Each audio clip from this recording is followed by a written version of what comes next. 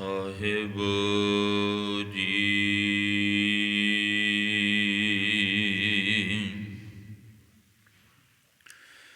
ਇਕ ਓੰਕਾਰ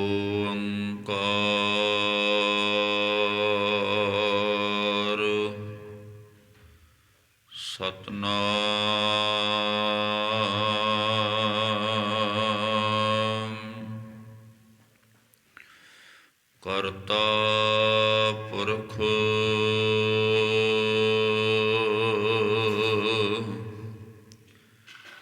ਨਿਰਭਉ ਨਿਰਵੈਰ ਅਕਾਲ ਮੂਰਤ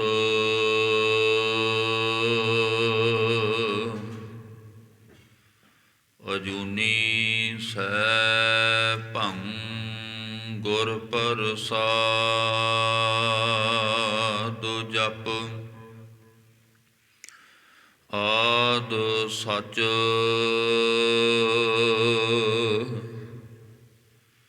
ਜੁਗਾਦ ਸਚ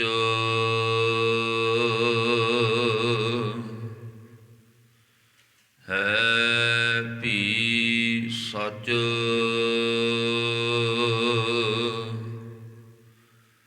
ਨਾਨਕ ਹੋਸੀ ਭੀ ਸਚ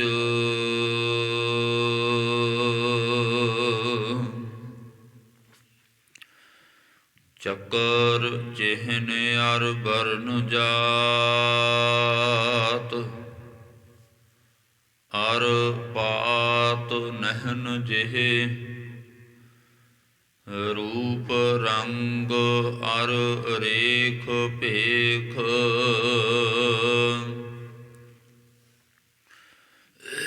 ਕਉ ਕਹਿ ਨਾ ਸਕਤ ਕਿਹ ਅਚਲ ਮੂਰਤ ਅਨਭਉ ਪ੍ਰਕਾਸ ਅਮਿਤੋ ਜ ਕਹਿਜੈ ਕੋਟ ਇੰਦਰ ਇੰਦਰਾਨ ਸਾਹੇ ਸਹਾਨ ਗਨਿਜੈ ਤ੍ਰਿਭਵਨ ਮਹੀਪ ਸੁਰ ਨਰ ਅਸੁਰ ਨੇਤ ਨੇਤ ਬਨ ਤ੍ਰਿਣ ਕਹਿਤ ਤਵੈ ਸਰਬ ਨਾਮ ਕਥੈ ਕਵਨ ਕਰਮ ਨਾਮ ਵਰਣਤ ਸੁਮਤ ਦਰਸ਼ਨ ਪਿਆਸੀ ਦਿਨਸ ਰਾਤ ਚਿਤਵ ਅਨ ਦਿਨ ਨੀਤ ਖੋਲ ਕਪਟ ਗੁਰ ਮੇਲੀਆ ਨਾਨਕ ਹਰ ਸੰਗ ਮੀਤ ਦਰਮਾਦੇ ਠਾਂਡੇ ਦਰਬਾਰ ਤੁਝ ਬਿਨ ਸੁਰਤ ਕਰੈ ਕੋ ਮੇਰੀ ਦਰਸ਼ਨ ਦੀਜੈ ਖੋਲ ਕਿਵਾਰ ਧਰ ਜੀਅਰੇ ਇਕ ਟੇਕ ਤੂੰ ਲਾਹੇ ਵਿਡਾਨੀ ਆਸ ਨਾਨਕ ਨਾਮ ਧਿਆਈਐ ਕਾਰਜ ਆਵੈ ਰਾਸ ਨਾਨਕ ਨਾਮ ਧਿਆਈਐ ਕਾਰਜ ਆਵੈ ਰਾਸ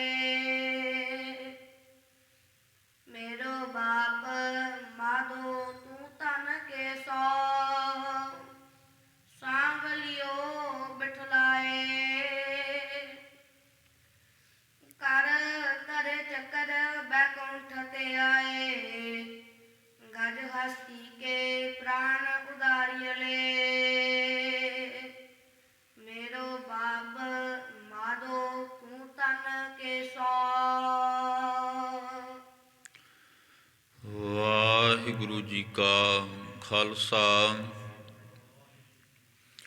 ਵਾਹਿਗੁਰੂ ਜੀ ਕੀ ਫਤਿਹ। ਪਰਮ ਸਤਿਕਾਰਯੋਗ ਸਾਜੀ ਨਿਵਾਜੀ ਗੁਰੂ ਸਵਰੂਪ ਗੁਰੂ ਖਾਲਸਾ ਗੁਰ ਸੰਗਤ ਜੀਓ, ਬਹੁਤ ਹੀ ਵੱਡਿਆਂ ਭਾਗਾਂ ਵਾਲੇ ਹਾਂ ਜੋ ਕਿ ਜੁਗੋ ਜੁਗ ਅਟਲ ਚਵਰ ਛਤਰ ਤਖਤ ਦੇ ਮਾਲਕ ਗੁਰਤਾ ਗੱਦੀ ਉੱਪਰ ਬਿਰਾਜਮਾਨ ਪਤਤ ਪਾਵਨ ਭਗਤ ਵਸ਼ਲ ਕਰੁਣਾ ਨਿਧਾਨ ਅੰਤਰਜਾਮੀ ਸਤਿਗੁਰੂ ਸ੍ਰੀ ਗੁਰੂ ਗ੍ਰੰਥ ਸਾਹਿਬ ਜੀ ਮਹਾਰਾਜ, ਤਿਨਾਂ ਦੀ ਪਾਵਨ ਪਵਿੱਤਰ ਹਜ਼ੂਰੀ ਦੇ ਅੰਦਰ ਜੁੜ ਬੈਠਣ ਦਾ ਸੁਭਾਗ ਸਮਾਂ ਪ੍ਰਾਪਤ ਹੋਇਆ ਹੈ। ਅੰਮ੍ਰਿਤ ਵੇਲੇ ਦੇ ਸਤਿਗੁਰੂ ਜੀ ਦੀ ਅਪਾਰ ਕਿਰਪਾ ਦਾ ਸਦਕਾ ਦੀਵਾਨ ਸਜਾਏ ਗਏ ਪਾਵਨ ਪਵਿੱਤਰ ਸਥਾਨਾਂ ਦੇ ਉੱਪਰ ਆਪ ਸੰਗਤ ਅੰਮ੍ਰਿਤ ਵੇਲੇ ਤੋਂ ਹਾਜ਼ਰੀਆਂ ਭਰ ਰਹੇ ਹੋ। ਗਰੀਬ ਨਿਵਾਸ ਸੱਚੇ ਪਾਤਸ਼ਾਹ ਮਹਾਰਾਜ ਜੀ ਦੇ ਪਵਿੱਤਰ ਪਾਵਨ ਅਸਥਾਨਾਂ ਦੇ ਉੱਪਰ ਸਾਹਿਬ ਸਤਿਗੁਰੂ ਸ੍ਰੀ ਗੁਰੂ ਗ੍ਰੰਥ ਸਾਹਿਬ ਮਹਾਰਾਜ ਜੀ ਦੀ ਸੇਵਾ ਬਹੁਤ ਹੀ ਸਤਿਕਾਰਯੋਗ ਗ੍ਰੰਥੀ ਸਿੰਘਾਂ ਨੇ ਕੀਤੀ। ਉਪਰੰਤ ਹੁਕਮਨਾਮਾ ਸਾਹਿਬ ਜੀ ਦੀ ਬਖਸ਼ਿਸ਼ ਹੋਈ, ਪੰਜਾਂ ਬਾਣੀਆਂ ਦੇ ਨਿਤਨੇਮ ਦੇ ਜਾਪ ਹੋਏ, ਸ੍ਰੀ ਆਸਾ ਜੀ ਦੀ ਵਾਰ ਦੇ ਹਰ ਜਸ ਕੀਰਤਨ ਗੁਰਮੁਖਾ ਪਾਸੋਂ ਬੜੀ ਸ਼ਰਧਾ ਦੇ ਨਾਲ, ਬੜੀ ਭਾਵਨਾ ਦੇ ਨਾਲ ਆਪ ਸੰਗਤ ਨੇ ਕਲਯੁਗ ਮਹਿ ਕੀਰਤਨ ਪ੍ਰਧਾਨਾ ਗੁਰਮੁਖ ਜਪੀਐ ਲਾਏ ਧਿਆਨਾਂ ਦੇ ਮਹਾਵਾਕ ਅਨੁਸਾਰ ਹਰ ਜਸ ਕੀਰਤਨ ਸ਼ਰਵਣ ਕੀਤਾ ਹੈ। ਗੁਰਸੰਗਤ ਜੀ, ਹਰ ਰੋਜ਼ ਦੀ ਤਰ੍ਹਾਂ ਆਪਾਂ ਲੜੀਵਾਰ ਭਗਤ ਬਾਣੀ ਦੀ ਕਥਾ ਦੇ ਵਿੱਚ ਹਾਜ਼ਰੀਆਂ ਲਵਾਉਣੇ ਹਾਂ। ਜਿਵੇਂ ਮਾਲੀ ਗੌੜਾ ਰਾਗ ਇਹ ਪ੍ਰਾਰੰਭ ਸੀ, ਕੱਲ ਆਪਾਂ ਇੱਕ ਸ਼ਬਦ ਸ਼ਰਵਣ ਕੀਤਾ, ਅੱਜ ਭਗਤ ਨਾਮਦੇਵ ਜੀ ਦਾ ਦੂਸਰਾ ਸ਼ਬਦ ਹੈ। ਉਸ ਦੇ ਵਿੱਚ ਉਸ ਅਕਾਲ ਪੁਰਖ ਪਰਮਾਤਮਾ ਦੀ ਮਹਿਮਾ ਦਰਸਾਈ ਹੈ ਕਿ ਜਿਹੜਾ ਵੀ ਪਰਮਾਤਮਾ ਨੂੰ ਧਿਆਉਂਦਾ ਹੈ ਤੇ ਉਹ ਕਿਤੇ ਵੀ ਹੋਵੇ ਤੇ ਸੱਚੇ ਪਾਤਸ਼ਾਹ ਜ਼ਰੂਰ ਉਹਦੀ ਰੱਖਿਆ ਕਰਦੇ ਹੈ। ਭਾਵੇਂ ਕਿਹੜੀ ਵੀ ਵਿਪਤਾ ਦੇ ਵਿੱਚ ਕਿਉਂ ਨਾ ਬੈਠਾ ਹੋਵੇ, ਪਰ ਸਤਿਗੁਰੂ ਜੀ ਨੂੰ ਧਿਆਉਣੇ ਕਰਕੇ ਉਸ ਦੇ ਸਾਰੇ ਕਾਰਜ ਰਾਸ ਹੋ ਜਾਂਦੇ ਹੈ। ਫਿਰ ਗੁਰ ਪੂਰੈ ਚਰਣੀ ਲਾਇਆ, ਹਰ ਸੰਗ ਸਹਾਈ ਪਾਇਆ, ਜਹ ਜਾਈਏ ਤਾਹ ਸੁਹੇਲੇ, ਕਰ ਕਿਰਪਾ ਪ੍ਰਭ ਮੇਲੇ। ਫਿਰ ਜਿੱਥੇ ਵੀ ਜਾਈਦਾ ਉੱਥੇ ਸਤਿਗੁਰੂ ਜੀ ਆਪ ਸਹਾਈ ਹੋ ਜਾਂਦੇ ਹੈ। ਤਾਤੀ ਵਾਓ ਨਾ ਲੱਗਈ, ਪਾਰ ਬ੍ਰਹਮ ਸਰਨਾਈ, ਚੌਗਿਰਦ ਹਮਾਰੈ ਰਾਮ ਕਰ, ਦੁੱਖ ਲੱਗੈ ਨਾ ਭਾਈ। ਸਤਿਗੁਰ ਪੂਰਾ ਭੇਟਿਆ ਜਿਨ ਬਣਤ ਬਣਾਈ, ਰਾਮ ਨਾਮ ਔਖਦ ਦੀਆ ਏਕਾ ਲਿਵ ਲਾਈ। ਗਰੀਬ ਨਵਾਜ ਸੱਚੇ ਪਾਤਸ਼ਾਹ ਸਹਾਈ ਹੁੰਦੇ ਹੈ।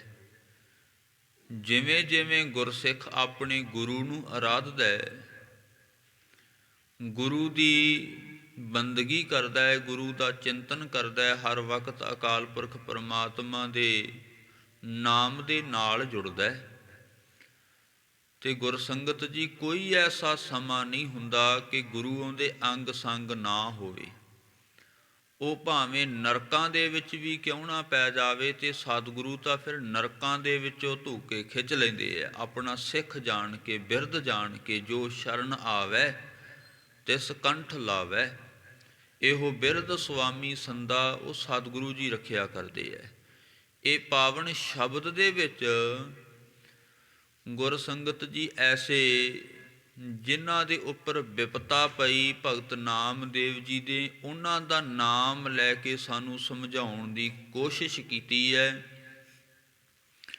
ਕਿ ਸਾਰੇ ਦੁਆਰੇ ਛੱਡ ਕੇ ਤੇ ਇੱਕੋ ਹੀ ਇੱਕ ਦਰਬਾਰਾ ਅਕਾਲ ਪੁਰਖ ਪਰਮਾਤਮਾ ਦਾ ਪਕੜ ਲਓ। ਜਿਨ੍ਹਾਂ ਨੇ ਪਕੜਿਆ ਉਹਨਾਂ ਨੂੰ ਲੋੜ ਨਹੀਂ ਪਈ ਕਿਸੇ ਹੋਰ ਨੂੰ ਅਰਾਧਨ ਦੀ, ਕਿਸੇ ਹੋਰ ਨੂੰ ਧਿਆਉਣ ਦੀ। ਜਿਨ੍ਹਾਂ ਨੇ ਪਕੜਿਆ ਉਹਨਾਂ ਨੂੰ ਲੋੜ ਨਹੀਂ ਪਈ ਦੁਨਿਆਵੀ ਆਸਰਿਆਂ ਦੀ। ਜਿਵੇਂ ਗੁਰੂ ਗੋਬਿੰਦ ਸਿੰਘ ਸੱਚੇ ਪਾਤਸ਼ਾਹ ਮਹਾਰਾਜ ਜੀ ਆਪਣੀ ਪਾਵਨ ਪਵਿੱਤਰ ਬਾਣੀ ਦੇ ਅੰਦਰ ਲਿਖਦੇ ਹੈ ਕਿ ਪਾਏ ਗਹੇ ਜਬ ਤੇ ਤੁਮਰੇ। ਮਹਾਰਾਜ ਜਦੋਂ ਦੇ ਅਸੀਂ ਆਪ ਜੀ ਦੇ ਚਰਨ ਪਕੜੇ ਐ, ਪਾਏ ਗਹੇ ਜਬ ਤੇ ਤੁਮਰੇ ਤਬ ਤੇ ਕੋ ਆਂਖ ਤਰੇ ਨਹੀਂ ਆਨਿਓ। ਰਾਮ ਰਹੀਮ ਪੁਰਾਣ ਕੁਰਾਨ ਅਨੇਕ ਕਹੈ ਮਤ ਏਕ ਨਾ ਮਾਨਿਓ। ਮਹਾਰਾਜ ਬੜੇ ਮਤ ਹੈ, ਪਰ ਅਸੀਂ ਉਹਨਾਂ ਦਾ ਕਹਿਆ ਹੋਇਆ ਕਦੇ ਮੰਨਦੇ ਨਹੀਂ, ਕਿਉਂਕਿ ਆਪ ਜੀ ਦੇ ਅਸੀਂ ਚਰਨ ਪਕੜ ਲਏ ਹੈ, ਆਪ ਜੀ ਦਾ ਓਟ ਆਸਰਾ ਤੱਕ ਲਿਆ ਹੈ। ਇਸੇ ਕਰਕੇ ਤਾਂ ਪਾਵਨ ਬਚਨ ਆਪਾਂ ਇਹ ਮੰਗਲਾਚਰਨ ਦੇ ਵਿੱਚ ਵੀ ਪੜ੍ਹੇ ਹੈ ਕਿ ਧਰ ਜੀਅਰੇ ਇੱਕ ਟੇਕ ਤੂੰ ਲਾਹੇ ਬਿਡਾਨੀ ਆਸ। ਨਾਨਕ ਨਾਮ ਧਿਆਈਐ ਕਾਰਜ ਆਵੈ ਰਾਸ। ਇੱਕੋ ਦਾ ਓਟ ਆਸਰਾ ਤੱਕ ਲੈ। ਧਰ ਜੀਅਰੇ ਇੱਕ ਟੇਕ, ਟੇਕ ਨਾਮ ਹੁੰਦਾ ਆਸਰੇ ਦਾ, ਇੱਕੋ ਦਾ ਓਟ ਆਸਰਾ ਤੱਕ ਲੈ। ਤੇ ਸਤਿਗੁਰੂ ਜੀ ਤੈਨੂੰ ਫਿਰ ਥੱਲੇ ਨਹੀਂ ਲੱਗਣ ਦਿੰਦੇ। ਤੇਰਾ ਕੋਈ ਕਾਰਜ ਹੋਵੇ ਅੰਗ ਸੰਗ ਹੋ ਕੇ ਸਤਿਗੁਰੂ ਸਹਾਇਤਾ ਕਰਦੇ ਹੈ, ਕਿਉਂਕਿ ਮਾਨੁਖ ਕੀ ਟੇਕ ਬਿਰਥੀ ਸਭ ਜਾਣ। ਦੇਵਨ ਕੋ ਏਕੈ ਭਗਵਾਨ। ਇੱਕੋ ਹੀ ਇੱਕ ਅਕਾਲ ਪੁਰਖ ਪਰਮਾਤਮਾ ਸਾਨੂੰ ਸਭ ਦਾਤਾਂ ਦੇਣ ਵਾਲਾ ਹੈ, ਜਿਸ ਦੀ ਬਾਬਤ ਧੰਨ ਗੁਰੂ ਨਾਨਕ ਦੇਵ ਮਹਾਰਾਜ ਜੀ ਦੇ ਪਵਿੱਤਰ ਬਚਨ ਨੇ ਕਿ ਦੱਦਾ ਦਾਤਾ ਏਕ ਹੈ ਸਭ ਕੋ ਦੇਵਨਹਾਰ। ਦਿੰਦੇ ਤੋਟ ਨਾ ਆਵਈ ਅਗਣਤ ਭਰੇ ਭੰਡਾਰ। ਪਰ ਸਾਡੀ ਆਦਤ ਕੀ ਹੈ? ਦਿੰਦਾ ਦੇ ਲੈਂਦੇ ਥੱਕ ਪਾਹੇ। ਉਹ ਪ੍ਰਮਾਤਮਾ ਤਾਂ ਦੇ ਰਿਹਾ, ਪਰ ਅਸੀਂ ਦਾਤਾਂ ਲੈਂਦਿਆਂ ਹੋਇਆਂ ਵੀ ਥੱਕ ਜਾਂਦੇ ਹਾਂ। ਪ੍ਰਮਾਤਮਾ ਨਹੀਂ ਕਦੇ ਥੱਕਦਾ ਹੁੰਦਾ। ਪ੍ਰਮਾਤਮਾ ਤਾਂ ਸਾਨੂੰ ਝੋਲੀਆਂ ਭਰ ਭਰ ਕੇ ਦੇਈ ਜਾ ਰਿਹਾ ਹੈ, ਝੋਲੀਆਂ ਭਰ ਭਰ ਕੇ ਦੇਈ ਜਾ ਰਿਹਾ ਹੈ, ਪਰ ਫਿਰ ਵੀ ਅਸੀਂ ਉਸ ਨੂੰ ਅਰਾਧਦੇ ਨਹੀਂ, ਉਸ ਨੂੰ ਭੁੱਲ ਜਾਂਦੇ ਹਾਂ। ਉਹ ਅਕਾਲ ਪੁਰਖ ਪਰਮਾਤਮਾ ਨੂੰ ਵਿਸਾਰ ਦਿੰਦੇ ਹਾਂ। ਪਰ ਖਸਮ ਵਿਸਾਰ ਖੁਆਰੀ ਕੀਨੀ ਧ੍ਰਿਗ ਜੀਵਨ ਨਹੀਂ ਰਹਿਣਾ। ਉਹ ਜੀਵਨ ਨੂੰ ਧਰਕਾਰ ਹੁੰਦੀ ਹੈ ਜਿਹੜਾ ਆਪਣੇ ਖਸਮ ਨੂੰ ਵਿਸਾਰ ਦਵੇ, ਜਿਹੜਾ ਆਪਣੇ ਮਾਲਕ ਨੂੰ ਵਿਸਾਰ ਦਵੇ। ਆਪਾਂ ਸਾਰੇ ਹੀ ਇੱਕੋ ਹੀ ਇੱਕ ਮਾਲਕ ਵਾਲੇ ਹਾਂ। ਸਾਡਾ ਪਤੀ ਇੱਕੋ ਹੀ ਇੱਕ ਮਾਲਕ ਨਿਰੰਕਾਰ ਖੁਦ ਖੁਦਾ ਵਾਹਿਗੁਰੂ ਗੁਰੂ ਨਾਨਕ ਦੇਵ ਮਹਾਰਾਜ, ਜਿਹੜੇ ਆਪ ਨਾਰਾਇਣ ਕਲਾ ਧਾਰ ਜਗ ਮਹਿ ਪਰਵਰਿਓ। ਨਿਰੰਕਾਰ ਆਕਾਰ ਜੋਤ ਜਗ ਮੰਡਲ ਕਰਿਓ। ਨਿਰੰਕਾਰ ਦਾ ਰੂਪ ਧਾਰ ਕੇ ਇਸ ਸੰਸਾਰ ਦੇ ਅੰਦਰ ਪ੍ਰਗਟ ਹੋਏ। ਫਿਰ ਪ੍ਰਗਟ ਭਈ ਸਗਲੇ ਜਗ ਅੰਤਰ ਗੁਰੂ ਨਾਨਕ ਕੀ ਵਡਿਆਈ। ਗੁਰੂ ਨਾਨਕ ਦੇਵ ਸੱਚੇ ਪਾਤਸ਼ਾਹ ਮਹਾਰਾਜ ਨੇ ਸਾਨੂੰ ਆਪਣੇ ਪੁੱਤਰ ਬਣਾਇਆ। ਇਹ ਆਪਾਂ ਸਾਰੇ ਹੀ ਇੱਕੋ ਇੱਕ ਮਾਲਕ ਵਾਲੇ ਹਾਂ, ਇੱਕੋ ਹੀ ਇੱਕ ਪਰਮੇਸ਼ਰ ਵਾਲੇ ਹਾਂ। ਇੱਕੋ ਦਾ ਹੀ ਓਟ ਆਸਰਾ ਤੱਕੀਏ। ਪਰਮਾਤਮਾ ਜੇ ਸਾਨੂੰ ਜੇ ਇੱਕ ਚੀਜ਼ ਦਿੰਦਾ ਤੇ ਉਸ ਦਾ ਸ਼ੁਕਰਾਨਾ ਜ਼ਰੂਰ ਕਰੀਏ, ਕਿਉਂਕਿ ਜਿਹੇ ਘਰ ਸਾਧ ਨਾ ਸੇਵੀਐ ਹਰ ਕੀ ਸੇਵਾ ਨਾਹੇ। ਤੇ ਘਰ ਮਰਹਟ ਸਾਰਖੇ ਭੂਤ ਵਸਹਿ ਤਿਨ ਮਾਹੇ। ਜੇ ਅਸੀਂ ਪਰਮਾਤਮਾ ਦੀਆਂ ਦਿੱਤੀਆਂ ਦਾਤਾਂ ਦਾ ਸ਼ੁਕਰਾਨਾ ਨਹੀਂ ਨਾ ਕਰਦੇ ਭਾਈ, ਉਹਨਾਂ ਘਰਾਂ ਦੇ ਵਿੱਚ ਆ ਕੇ ਭੂਤ ਵਾਸਾ ਕਰ ਲੈਂਦੇ ਆ। ਭੂਤ ਵਸਹਿ ਤਿਸ ਮਾਹੇ, ਉੱਥੇ ਭੂਤ ਵਾਸਾ ਕਰਦੇ ਆ। ਜੇ ਪਰਮਾਤਮਾ ਦੀਆਂ ਦਿੱਤੀਆਂ ਦਾਤਾਂ ਦਾ ਅਸੀਂ ਸ਼ੁਕਰਾਨਾ ਨਹੀਂ ਕਰਦੇ। ਸ਼ੁਕਰਾਨਾ ਕਰਨਾ ਚਾਹੀਦਾ। ਮਾਲਕਾ, ਇਹ ਸਾਨੂੰ ਤੂੰ ਦਾਤ ਦਿੱਤੀ ਹੈ, ਇਹ ਤੇਰੀ ਦਿੱਤੀ ਦਾਤ ਹੈ। ਪਰ ਅਸੀਂ ਕੀ ਕਰਦੇ ਹਾਂ? ਦਾਤ ਪਿਆਰੀ ਵਿਸਰਿਆ ਦਾਤਾਰਾ। ਦਾਤ ਤਾਂ ਸਾਨੂੰ ਪਿਆਰੀ ਲੱਗਣ ਲੱਗ ਜਾਂਦੀ ਹੈ। ਜਿਹੜੀ ਦਾਤ ਦਿੱਤੀ ਹੈ ਉਹਦਾ ਸ਼ੁਕਰਾਨਾ ਤਾਂ ਕੀ ਕਰਨਾ? ਇੱਕ ਪਹਿਰ ਦੀ ਰੋਟੀ ਪਰਮਾਤਮਾ ਨੇ ਦੇ ਦਿੱਤੀ, ਉਹਦਾ ਸ਼ੁਕਰਾਨਾ ਤਾਂ ਕੀ ਕਰਨਾ? ਬਸ ਸਿਰਫ ਇੱਕ ਪ੍ਰਸ਼ਾਦੇ ਨਾਲ, ਲੰਗਰ ਦੇ ਨਾਲ ਹੀ ਪਿਆਰ ਹੋ ਗਿਆ, ਪਦਾਰਥਾਂ ਦੇ ਨਾਲ ਹੀ ਪਿਆਰ ਹੋ ਗਿਆ, ਪਰਮਾਤਮਾ ਨੂੰ ਭੁੱਲ ਗਏ। ਦਾਤ ਪਿਆਰੀ ਵਿਸਰਿਆ ਦਾਤਾਰਾ। ਵਿਸਰ ਗਿਆ, ਭੁੱਲ ਗਿਆ ਪਰਮਾਤਮਾ। ਪਰ ਪਰਮੇਸ਼ਰ ਤੇ ਭੁੱਲਿਆ ਵਿਆਪਣ ਸਭੇ ਰੋਗ। ਅਨੇਕਾਂ ਪ੍ਰਕਾਰ ਦੇ ਗੁਰਮੁਖੋ ਰੋਗ ਆ ਕੇ ਲੱਗ ਜਾਂਦੇ ਹੈ। ਇਸ ਕਰਕੇ ਇਹ ਪਾਵਨ ਸ਼ਬਦ ਦੇ ਵਿੱਚ ਭਗਤ ਨਾਮਦੇਵ ਜੀ ਦਾ ਸ਼ਬਦ ਹੈ, ਇਸ ਸ਼ਬਦ ਦੇ ਵਿੱਚ ਉਸ ਪਰਮੇਸ਼ਰ ਨੂੰ ਬਾਪ ਸਮਝ ਕੇ, ਤੂੰ ਮੇਰਾ ਪਿਤਾ, ਤੂੰ ਹੈ ਜਿਹੜਾ ਉਹ ਪਰਮਾਤਮਾ ਨੂੰ ਬਾਪ ਸਮਝ ਕੇ, ਪਰਮੇਸ਼ਰ ਨੂੰ ਪਿਤਾ ਸਮਝ ਕੇ, ਤੂੰ ਹੀ ਮੇਰਾ ਜਿਹੜਾ ਬਾਪ ਹੈ, ਇਹ ਪ੍ਰਮਾਤਮਾ ਵਾਹਿਗੁਰੂ ਨੂੰ ਪਰਮੇਸ਼ਰ ਸਮਝ ਕੇ, ਬਾਪ ਸਮਝ ਕੇ ਸ਼ਬਦ ਉਚਾਰਨ ਕੀਤਾ ਹੈ। ਆਓ ਪਾਵਨ ਪਵਿੱਤਰ ਸ਼ਬਦ ਦੀ ਵਿਚਾਰ ਦੇ ਨਾਲ ਜੁੜੀਏ। ਪਾਵਨ ਪਵਿੱਤਰ ਜੋ ਸ਼ਬਦ ਹੈ ਉਹ ਗੁਰੂ ਸੱਚੇ ਪਾਤਸ਼ਾਹ ਮਹਾਰਾਜ ਜੀ ਦੀ ਓਟ ਆਸਰਾ ਤੱਕਦਿਆਂ ਹੋਇਆਂ ਆਪ ਸੰਗਤ ਦੇ ਸਹਿਯੋਗ ਦੇ ਨਾਲ ਆਪਾਂ ਵਾਚਾਂਗੇ। ਗੁਰਸੰਗਤ ਜੀ ਕੋਈ ਵੀ ਰਸਨਾ ਵਾਂਝੀ ਨਾ ਰਵੇ, ਬੁਲੰਦ ਆਵਾਜ਼ ਦੇ ਵਿੱਚ ਸਾਰੇ ਜਪੋ ਜੀ ਸਤਨਾਮ ਸ਼੍ਰੀ ਵਾਹਿਗੁਰੂ ਸਾਹਿਬ ਜੀ। ਸਤਨਾਮ ਸ਼੍ਰੀ ਵਾਹਿਗੁਰੂ ਸਾਹਿਬ ਜੀ। मेरो बाप माधो तू तन के सो, सांवलियो बिठलाए। ਭਗਤ ਨਾਮਦੇਵ ਜੀ ਕਥਨ ਕਰਦੇ ਐ ਕਿ ਹੇ ਮੇਰੋ ਬਾਪ, ਹੇ ਮੇਰੇ ਬਾਪ, ਬਾਪ ਨਾਮ ਪਿਤਾ ਦਾ ਹੁੰਦਾ ਹੈ। ਮੇਰੇ ਪਿਤਾ ਜੀ ਮਾਧੋ ਮਾਇਆ ਦੇ ਪਤੀ ਤੁਸੀਂ ਪਰਮੇਸ਼ਰ ਹੋ। ਫਿਰ ਤੂੰ ਧਨਤਾ ਦੇ ਯੋਗ ਹੈ। ਫਿਰ ਕੇਸੋ, ਆਪ ਜੀ ਕੇਸਾਂ ਵਾਲੇ ਹੋ। ਗੁਰਸੰਗਤ ਜੀ ਕੋਈ ਔਲੀਏ ਹੋਏ ਹੈ, ਪੈਗੰਬਰ ਹੋਏ ਹੈ, ਜਾਂ ਕੋਈ 33 ਕਰੋੜ ਦੇਵਤਿਆਂ ਦੀ ਗੱਲ ਕਰ ਲਈਏ, ਇਸੇ ਤਰ੍ਹਾਂ 24 ਅਵਤਾਰ ਹੋਏ ਹੈ। ਕੋਈ ਵੀ ਕੇਸਾਂ ਤੋਂ ਬਿਨਾਂ ਨਹੀਂ। 10 ਗੁਰੂ ਸਾਹਿਬਾਨ ਹੋਏ, ਕੋਈ ਵੀ ਕੇਸਾਂ ਤੋਂ ਬਿਨਾਂ ਨਹੀਂ ਸੀ।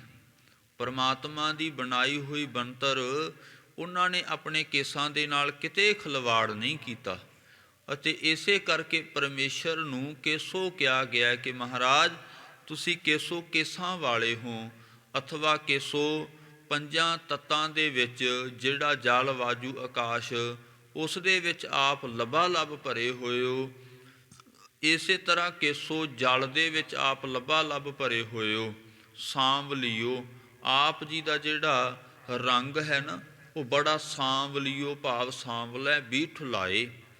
ਆਪ ਜੀ ਦਾ ਰੰਗ ਬੜਾ ਸਾਂਵਲਾ ਜਿਹਾ ਹੈ, ਅਤੇ ਬੀਠਲਾਏ ਦਾ ਅਰਥ ਹੈ ਤੁਸੀਂ ਬੀਠਲ ਪਿਆਰੇ ਹੋ। ਬੀਠਲ ਨਾਮ ਹੁੰਦਾ ਪਿਆਰੇ ਦਾ, ਪਰਮੇਸ਼ਰ ਦਾ। ਇਹ ਪੁੰਡਰਪੁਰ ਦੇ ਵਿੱਚ ਇੱਕ ਮੰਦਰ ਪਾਇਆ ਜਾਂਦਾ ਹੈ। ਪੁੰਡਰੀਕ ਰਾਜਾ ਹੋਇਆ, ਪੁੰਡਰਪੁਰ ਦੇ ਵਿੱਚ ਇੱਕ ਮੰਦਰ ਹੈ। ਉੱਥੋਂ ਦਾ ਰਹਿਣ ਵਾਲਾ ਇੱਕ ਪੁੰਡਰੀਕ ਰਾਜਾ ਸੀ। ਉਸ ਰਾਜੇ ਨੇ ਭਾਈ ਬਹੁਤ ਤਪ ਕੀਤਾ, ਬੜੀ ਬੰਦਗੀ ਕੀਤੀ, ਬੜਾ ਨਾਮ ਜਪਿਆ, ਪਰ ਉਹਦੀ ਇੱਕ ਆਦਤ ਕੀ ਸੀ ਕਿ ਉਹ ਜਦੋਂ ਆਰਾਮ ਫਰਮਾਇਆ ਕਰਦਾ, ਜਦੋਂ ਸੌਂਦਾ, ਉਸ ਵਕਤ ਆਪਣੇ ਸਿਰਹਾਣੇ ਇੱਟ ਰੱਖ ਲਿਆ ਕਰਦਾ ਸੀ। ਇੱਕ ਦਿਨ ਕਿਉਂਕਿ ਕੇਸੋ ਕੂਕੀਐ ਨਾ ਸੋਈਐ ਆਸਾਰ, ਰਾਤ ਦਿਵਸ ਕੇ ਕੂਕਨੇ ਕਬਹੂ ਕੇ ਸੁਣੈ ਪੁਕਾਰ। ਭਗਤ ਜੀ ਕਹਿੰਦੇ ਕੇਸੋ ਕੂਕੀਐ ਨਾ ਸੋਈਐ ਆਸਾਰ, ਕਹਿੰਦੇ ਸਾਨੂੰ ਸੌਣਾ ਨਹੀਂ ਚਾਹੀਦਾ ਕਿ ਆਪਾਂ ਜਿਹੜਾ ਇਹ ਧਾਰ ਕੇ ਹੁਣ ਪਤਾ ਨਹੀਂ ਪਰਮੇਸ਼ਰ ਆਏਗਾ ਜਾਂ ਨਹੀਂ ਆਏਗਾ, ਇਹ ਕਦੇ ਵੀ ਡੋਲਣਾ ਨਹੀਂ ਚਾਹੀਦਾ। ਕੂਕਦੇ ਰਹਿਣਾ ਚਾਹੀਦਾ, ਕੂਕਦੇ ਰਹਿਣਾ ਚਾਹੀਦਾ। ਗੁਰੂ ਨਾਨਕ ਦੇ ਦਰ ਤੇ, ਪਰਮੇਸ਼ਰ ਦੇ ਦਰ ਤੇ ਕੂਕਦੇ ਰਹਿਣਾ ਚਾਹੀਦਾ। ਕਹਿੰਦੇ ਕਬਹੂ ਕੇ ਸੁਣੈ ਪੁਕਾਰ, ਜਦੋਂ ਤੂੰ ਕੇਸੋ ਕੂਕੀ ਐ ਕੂਕਦਾ ਰਹੇਗਾ ਤੇ ਕਦੇ ਤਾਂ ਤੇਰਾ ਪ੍ਰਮਾਤਮਾ ਤੈਨੂੰ ਆ ਕੇ ਮਿਲੇਗਾ ਹੀ ਨਾ, ਕਦੇ ਤਾਂ ਬੌੜੇਗਾ ਹੀ ਉਹ ਪ੍ਰਮਾਤਮਾ, ਕਦੇ ਤਾਂ ਤੇਰੇ ਅੰਗ ਸੰਗ ਹੋਏਗਾ ਹੀ ਨਾ। ਭਗਤ ਕਬੀਰ ਸਾਹਿਬ ਜੀ ਹੋਣਾ ਨੇ 12-12 ਸਾਲ ਬੰਦਗੀ ਕੀਤੀ ਹੈ। ਭਗਤ ਧੰਨਾ ਜੀ ਹੋਣਾ ਨੇ, ਭਗਤ ਪ੍ਰਹਿਲਾਦ ਜੀ ਹੋਣਾ ਨੇ ਕਿੰਨੀ ਬੰਦਗੀ ਕੀਤੀ ਹੈ, ਤੇ ਕਿਤੇ ਫਿਰ ਆ ਕੇ ਪਰਮੇਸ਼ਰ ਜੀ, ਫਿਰ ਆ ਕੇ ਪਰਮਾਤਮਾ ਜੀ ਉਹਨਾਂ ਨੂੰ ਮਿਲੇ ਹੈ। ਇਸੇ ਕਰਕੇ ਕਿਹਾ ਕਿ ਕਬਹੂ ਕੇ ਸੁਣੈ ਪੁਕਾਰ, ਜਦੋਂ ਤੂੰ ਗੁਰੂ ਨਾਨਕ ਦੇ ਦਰ ਤੇ ਆ ਕੇ ਕੂਕੇਂਗਾ, ਆਪਣੇ ਆਪ ਨੂੰ ਕਹੇਂਗਾ ਕਿ ਸੱਚੇ ਪਾਤਸ਼ਾਹ ਹਮ ਕੂਕਰ ਤੇਰੇ ਦਰਬਾਰ, ਭੌਂਕਹਿ ਆਗੈ ਬਦਨ ਪਸਾਰ। ਆਪਣੇ ਆਪ ਨੂੰ ਕੁੱਕਰ ਸਮਝ ਲਏਗਾ। ਗੁਰੂ ਨਾਨਕ ਦੇ ਦਰ ਦਾ ਕੁੱਤਾ ਬਣਨਾ ਬੜਾ ਔਖਾ ਹੈ। ਗੁਰੂ ਨਾਨਕ ਦੇ ਦਰ ਦਾ ਬੜਾ ਔਖਾ ਕੁੱਤਾ ਬਣਨਾ। ਇੱਕ ਦਿਨ ਦੀ ਗੱਲ ਸੀ ਕਿ ਜਦੋਂ ਗੁਰੂ ਗੋਬਿੰਦ ਸਿੰਘ ਸੱਚੇ ਪਾਤਸ਼ਾਹ ਮਹਾਰਾਜ ਇੱਕ ਦਿਨ ਲੰਗਰ ਛਕ ਰਹੇ ਹੈ, ਛਕਦਿਆਂ ਛਕਦਿਆਂ ਇੱਕ ਕੁੱਤਾ ਨਾਲ ਆ ਕੇ ਬਹਿ ਗਿਆ ਤੇ ਮਹਾਰਾਜ ਜੀ ਨੇ ਆਪਣੇ ਲੰਗਰ ਦੇ ਵਿੱਚੋਂ ਜਿਹੜਾ ਪ੍ਰਸ਼ਾਦਾ ਛਕ ਰਹੇ ਹੈ ਉਸ ਦੇ ਵਿੱਚੋਂ ਇੱਕ ਬੁਰਕੀ ਕੁੱਤੇ ਨੂੰ ਵੀ ਪਾ ਦਿੱਤੀ। ਗੁਰਸੰਗਤ ਜੀ ਕਿੱਡਾ ਵੱਡੇ ਭਾਗਾਂ ਵਾਲਾ ਹੋਵੇਗਾ 10ਵੇਂ ਪਾਤਸ਼ਾਹ ਸ੍ਰੀ ਗੁਰੂ ਗੋਬਿੰਦ ਸਿੰਘ ਸੱਚੇ ਪਾਤਸ਼ਾਹ ਮਹਾਰਾਜ ਜੀ ਦੇ ਜੂਠੀ ਬੁਰਕੀ ਉਹਨੇ ਖਾਧੀ। ਉਸ ਵਕਤ ਭਾਈ ਨੰਦ ਲਾਲ ਜੀ ਕੋਲੇ ਬੈਠੇ ਐ। ਭਾਈ ਨੰਦ ਲਾਲ ਜੀ ਨੇ ਕਿਹਾ ਸੱਚੇ ਪਾਤਸ਼ਾਹ ਮਹਾਰਾਜ ਮੈਨੂੰ ਵੀ ਇਸ ਦਰ ਦਾ ਕੂਕਰ ਸਮਝ ਕੇ ਮੈਨੂੰ ਵੀ ਇੱਕ ਬੁਰਕੀ ਰੋਟੀ ਦੀ ਦੇ ਦਿਓ। ਦੇਖੋ ਕਿੱਡੀ ਨਿਮਰਤਾ ਭਾਈ ਨੰਦ ਲਾਲ ਦੇ ਵਿੱਚ। ਵਿਦਵਾਨ ਸੀ। ਗੁਰੂ ਗੋਬਿੰਦ ਸਿੰਘ ਸੱਚੇ ਪਾਤਸ਼ਾਹ ਮਹਾਰਾਜ ਨੂੰ ਜਰਰੇ ਜਰਰੇ ਦੇ ਵਿੱਚ ਜਾਣਿਆ ਉਹਨਾਂ ਨੇ, ਘਟਾਂ ਘਟਾਂ ਦੇ ਵਿੱਚ ਭਾਈ ਨੰਦ ਲਾਲ ਜੀ ਨੇ ਜਾਣਿਆ, ਪਰ ਨਿਮਰਤਾ ਬੜੀ ਸੀ ਗੁਰੂ ਨਾਨਕ ਦੇ ਦਰ ਦੇ ਉੱਪਰ। ਗੁਰੂ ਗੋਬਿੰਦ ਸਿੰਘ ਸੱਚੇ ਪਾਤਸ਼ਾਹ ਮਹਾਰਾਜ ਜੀ ਦੇ ਉੱਪਰ ਬੜੀ ਨਿਮਰਤਾ ਸੀ। ਤੇ ਗੁਰੂ ਗੋਬਿੰਦ ਸਿੰਘ ਮਹਾਰਾਜ ਕਹਿੰਦੇ ਭਾਈ ਨੰਦ ਲਾਲ ਤੂੰ ਤਾਂ ਮੇਰਾ ਪੁੱਤਰ ਹੈ, ਤੂੰ ਤਾਂ ਸਾਡਾ ਦਾਸ ਹੈ। ਇਸ ਕਰਕੇ ਬੜੀ ਨਿਮਰਤਾ ਸੀ। ਮਹਾਰਾਜ ਜੀ ਨੇ ਗਲਵੱਕੜੀ ਦੇ ਵਿੱਚ ਲਿਆ। ਇਹ ਸਿੱਖਿਆ ਹੈ ਭਾਈ ਸਾਨੂੰ ਕਿ ਗੁਰੂ ਨਾਨਕ ਦੇ ਦਰ ਦਾ ਕੂਕਰ ਕਿਵੇਂ ਬਣਨਾ। ਇਹ ਸਾਂਵਲਿਓ ਬੀਠ ਲਾਏ ਗੱਲ ਚੱਲ ਰਹੀ ਸੀ ਕਿ ਪੁੰਡਰਪੁਰ ਦੇ ਵਿੱਚ ਜਿਹੜਾ ਪੁੰਡਰੀਕ ਰਾਜਾ ਸੀ ਉਹ ਬਹੁਤਾ ਸਮਾਂ ਜਦੋਂ ਬੰਦਗੀ ਕੀਤੀ ਉਹਨੇ ਤੇ ਪਰਮਾਤਮਾ ਦੇ ਮਨ ਦੇ ਵਿੱਚ ਆਈ ਤੇ ਸਰਗੁਣ ਸਰੂਪ ਦੇ ਵਿੱਚ ਉਸ ਪੁੰਡਰੀਕ ਰਾਜੇ ਨੂੰ ਦਰਸ਼ਨ ਹੋਏ। ਅੱਜ ਵੀ ਉਹ ਮੰਦਿਰ ਬਣਿਆ ਹੋਇਆ ਹੈ। ਅਤੇ ਉਹਨੇ ਰਾਜੇ ਨੇ ਕੀ ਕੀਤਾ, ਜਦੋਂ ਸਰਗੁਣ ਸਰੂਪ ਦੇ ਵਿੱਚ ਦਰਸ਼ਨ ਹੋਏ ਤੇ ਇੱਟ ਚੱਕੀ ਤੇ ਇੱਟ ਦੇ ਉੱਪਰ ਹੀ ਪਰਮਾਤਮਾ ਨੂੰ ਬਿਠਾਤਾ। ਇਹ ਆਪ ਸੰਗਤ ਜੀ ਤੁਹਾਨੂੰ ਪਤਾ ਹੋਣਾ ਚਾਹੀਦਾ ਕਿ ਗੁਰੂ ਗ੍ਰੰਥ ਸਾਹਿਬ ਦੇ ਵਿੱਚ ਹੀ ਇੱਕੋ ਹੀ ਇੱਕ ਸ਼ਬਦ ਬੀਠਲ ਆਉਂਦਾ ਹੈ। ਹੋਰ ਨਾ ਵੇਦਾਂ ਦੇ ਵਿੱਚ ਨਾ ਸ਼ਾਸਤਰਾਂ ਦੇ ਵਿੱਚ ਕਿਸੇ ਗ੍ਰੰਥ ਦੇ ਵਿੱਚ ਬੀਠਲ ਸ਼ਬਦ ਨਹੀਂ ਕਿਸੇ ਨੇ ਵਰਤਿਆ। ਗੁਰੂ ਗ੍ਰੰਥ ਸਾਹਿਬ ਮਹਾਰਾਜ ਜੀ ਤੋਂ ਪਹਿਲਾਂ ਬੀਠਲ ਸ਼ਬਦ ਸ੍ਰੀ ਗੁਰੂ ਗ੍ਰੰਥ ਸਾਹਿਬ ਮਹਾਰਾਜ ਜੀ ਦੇ ਵਿੱਚੋਂ ਹੀ ਆਉਂਦਾ ਹੈ। ਇਹ ਜ਼ਿਆਦਾਤਰ ਸ਼ਬਦ ਭਗਤ ਨਾਮਦੇਵ ਜੀ ਨੇ ਵਰਤਿਆ, ਕਿਉਂਕਿ ਬੀਠਲ ਜਿਹੜਾ ਪੁੰਡਰੀਕ ਉਹ ਪੁੰਡਰਪੁਰ ਉੱਥੇ ਜਿਹੜਾ ਮੰਦਿਰ ਬਣਿਆ ਹੋਇਆ ਸੀ, ਭਗਤ ਨਾਮਦੇਵ ਜੀ ਦੇ ਮਾਤਾ ਪਿਤਾ ਜੀ ਉਸ ਮੰਦਿਰ ਦੇ ਵਿੱਚ ਜਾਇਆ ਕਰਦੇ ਸਨ। ਕਦੇ ਕਦੇ ਤਾਂ ਹੁਣ ਉਹ ਜਿਵੇਂ ਭਗਤ ਜੀ ਨੂੰ ਕਿਹਾ ਕਿ ਸੂਦ ਸੂਦ ਕਰ ਮਾਰ ਉਠਾਇਓ ਕਹਾ ਕਰੈ ਬਾਪ ਬੀਠਲਾ। ਹੁਣ ਉੱਥੇ ਸ਼ਬਦ ਵਰਤਿਆ, ਕਹਿੰਦੇ ਮੈਨੂੰ ਤਾਂ ਮੰਦਿਰ ਦੇ ਵਿੱਚ ਵੜਨ ਹੀ ਨਹੀਂ ਦਿੰਦੇ ਸੀ। ਪਰ ਗੁਰਸੰਗਤ ਜੀ ਕਦੇ ਨਾ ਕਦੇ ਜਿਹੜਾ ਹੈ ਜਦੋਂ ਮਾਤਾ ਪਿਤਾ ਜੀ ਇਹਨਾਂ ਦੇ ਮਾਤਾ ਪਿਤਾ ਜਾਂਦੇ ਹੈ, ਹੁਣ ਕਿਤੇ ਤਾਂ ਮੱਥਾ ਟੇਕਦੇ ਹੀ ਹੋਣੇ ਆ ਨਾ, ਉੱਥੋਂ ਫਿਰ ਇਹਨਾਂ ਦੇ ਮਨ ਦੇ ਅੰਦਰ ਵੈਰਾਗ ਆਇਆ। ਉਹ ਪੁੰਡਰੀਕ ਰਾਜੇ ਨੇ ਪ੍ਰਮਾਤਮਾ ਨੂੰ ਇੱਟ ਦੇ ਉੱਪਰ ਬਿਠਾਇਆ। ਇੱਟ ਦੇ ਉੱਪਰ ਬਿਠਾਉਣ ਕਰਕੇ ਬੀਠਲ ਸ਼ਬਦ ਵਰਤਿਆ ਜਾਂਦਾ ਹੈ। ਕਹਾ ਕਰੈ ਬਾਪ ਬੀਠਲਾ, ਜਾਂ ਇੱਥੇ ਸ਼ਬਦ ਆਇਆ ਕਿ ਇਹ ਵਾਹਿਗੁਰੂ ਆਪ ਜੀ ਮੇਰੋ ਬਾਪ ਮਾਧੋ, ਤੁਸੀਂ ਮੇਰੇ ਬਾਪ ਪਿਤਾ ਹੋ, ਮਾਧੋ ਮਾਇਆ ਦੇ ਪਤੀ ਹੋ, ਤੂੰ ਧਨਤਾ ਦੇ ਜੋਗ ਹੈ, ਕੇਸੋਂ ਆਪ ਕੇਸਾਂ ਵਾਲੇ ਹੋ, ਸਾਂਵਲਿਓ ਬੀਠ ਲਾਏ, ਸਾਵਲੇ ਰੰਗ ਵਾਲੇ ਹੋ ਤੁਸੀਂ, ਅਤੇ ਬੀਠ ਲਾਏ ਬੀਠਲ ਪਿਆਰੇ ਹੋ। ਇੱਥੇ ਵੀ ਬੀਠਲ ਸ਼ਬਦ ਵਰਤਿਆ। ਵਿਸ਼ਰਾਮ ਦੇ ਕੇ ਭਗਤ ਨਾਮਦੇਵ ਜੀ ਅੱਗੇ ਕਥਨ ਕਰ ਰਹੇ ਹੈ। ਕਰ ਤਾਰੇ ਚੱਕਰ ਬੈਕੁੰਠ ਤੇ ਆਏ, ਗਜ ਹਸਤੀ ਕੇ ਪ੍ਰਾਨ ਉਧਾਰੀਏ ਲੈ। ਫਿਰ ਮਹਾਰਾਜ ਆਪ ਜੀ ਕਿੱਡੇ ਦਿਆਲੂ ਹੋ। ਕਰ ਧਰੇ ਚੱਕਰ, ਸੁਦਰਸ਼ਨ ਚੱਕਰ ਹੁੰਦਾ ਹੈ। ਮਹਾਰਾਜ ਆਪਣੇ ਹੱਥ ਦੇ ਵਿੱਚ ਤੁਸੀਂ ਧਰੇ ਧਾਰਨ ਕੀਤਾ ਚੱਕਰ, ਸੁਦਰਸ਼ਨ ਚੱਕਰ ਤੁਸੀਂ ਧਾਰਨ ਕੀਤਾ, ਧਾਰਨ ਕਰਕੇ ਬੈਕੁੰਠ ਤੇ ਆਏ। ਹੁਣ ਕਹਿੰਦਾ ਕੋਈ ਬੈਕੁੰਠ ਨਹੀਂ ਹੁੰਦਾ ਤੇ ਗੁਰਬਾਣੀ ਬੈਕੁੰਠ ਨੂੰ ਮੰਨਦੀ ਹੈ। ਹੁਣ ਆਪਾਂ ਕਹਿੰਦੇ ਆ ਨਰਕ ਸੁਰਗ ਨਹੀਂ ਹੁੰਦਾ, ਇਹੀ ਸ਼ਬਦ ਵਰਤਦੇ ਆ ਕਿ ਨਰਕ ਕਿਹਨੇ ਦੇਖਿਆ, ਸਵਰਗ ਕਿਹਨੇ ਦੇਖਿਆ। ਪਰ ਜਦੋਂ ਮਾਰ ਪੈਂਦੀ ਹੈ ਨਾ, ਉਦੋਂ ਆਪਾਂ ਦੋਨੇ ਹੱਥ ਜੋੜ ਕੇ ਪ੍ਰਮਾਤਮਾ ਦੇ ਅੱਗੇ ਹਿੱਲੜੀਆਂ ਕੱਢਦੇ ਆ। ਨਰਕ ਵੀ ਹੁੰਦੇ ਆ, ਸਵਰਗ ਵੀ ਹੁੰਦੇ ਆ। ਇਸੇ ਤਰ੍ਹਾਂ ਬੈਕੁੰਠ ਤੇ ਆਏ, ਭਾਈ ਇੱਥੇ ਸ਼ਬਦ ਵਰਤਿਆ ਬੈਕੁੰਠ ਕੇ ਪ੍ਰਮਾਤਮਾ ਵਾਹਿਗੁਰੂ ਜੀ ਤੁਸੀਂ ਬੈਕੁੰਠ ਤੋਂ ਚੱਲ ਕੇ ਆਏ ਸੋ। ਕਿੰਦੀ ਰੱਖਿਆ ਕਰਨ ਵਾਸਤੇ ਜਦੋਂ ਆਪ ਜੀ ਨੂੰ ਗਜ ਹਸਤੀ, ਗਜ ਨਾਮ ਵੱਡੇ ਦਾ, ਵੱਡੇ ਹਾਥੀ ਨੇ, ਐਰਾਵਤ ਹਾਥੀ ਨੇ ਆਪ ਜੀ ਨੂੰ ਅਰਾਧਿਆ, ਉਸ ਦੇ ਪ੍ਰਾਣ ਬਚਾਉਣ ਵਾਸਤੇ, ਉਸ ਨੂੰ ਉਧਾਰੀਏ ਬਚਾਉਣ ਵਾਸਤੇ ਆਪ ਜੀ ਚੱਲ ਕੇ ਆਏ ਸੋ। ਦਾਹੁ ਸਾਸਨ ਕੀ ਸਭਾ ਦ੍ਰੋਪਦੀ, ਅੰਬਰ ਲੇਤ ਉਬਾਰੀਏ ਲੈ। ਤੇ ਫਿਰ ਦੋਹ ਸਾਸਨ ਕੀ ਜਿਹੜੀ ਸਭਾ ਸੀ, ਸਭਾ ਦੇ ਵਿੱਚ ਦੁਰਯੋਧਨ ਦੀ ਜਿਹੜਾ ਹੈ ਗੁਰਸੰਗਤ ਜੀ, ਇੱਕ ਕੈਰਵ ਸਨ ਤੇ ਪਾਂਡਵ ਸੀ। ਕੈਰਵਾਂ ਦੀ ਸਭਾ ਦੇ ਵਿੱਚ ਦ੍ਰੋਪਦੀ ਨੂੰ ਪਰਮਾਤਮਾ ਨੇ ਬਚਾਇਆ ਸੀ। ਜਦੋਂ ਪਾਂਡਵ 5 ਭਾਈ ਸੀ, 5 ਭਾਈ ਇਹਨਾਂ ਨੇ ਕੀ ਕੀਤਾ ਕਿ ਆਪਣੇ ਧਨ ਦੌਲਤ ਮਾਇਆ ਸਾਰੀ ਹੀ ਜੂਏ ਦੇ ਵਿੱਚ ਹਾਰ ਗਏ ਸਨ। ਸਾਰੀ ਜੂਏ ਦੇ ਵਿੱਚ ਹਾਰ ਗਏ ਤੇ ਦੁਰਯੋਧਨ ਦੀ ਸਭਾ ਦੇ ਵਿੱਚੋਂ ਫਿਰ ਪਰਮਾਤਮਾ ਨੇ ਇਸ ਜਿਹੜੀ ਇਹ ਸੀ, ਇਸੇ ਤਰ੍ਹਾਂ ਦੋ ਸਾਸਨ ਕੀ ਸਭਾ ਦ੍ਰੋਪਦੀ ਨੂੰ ਬਚਾਇਆ ਸੀ, ਇਹਨੂੰ ਨਗਨ ਹੋਣ ਤੋਂ ਬਚਾ ਲਿਆ ਸੀ।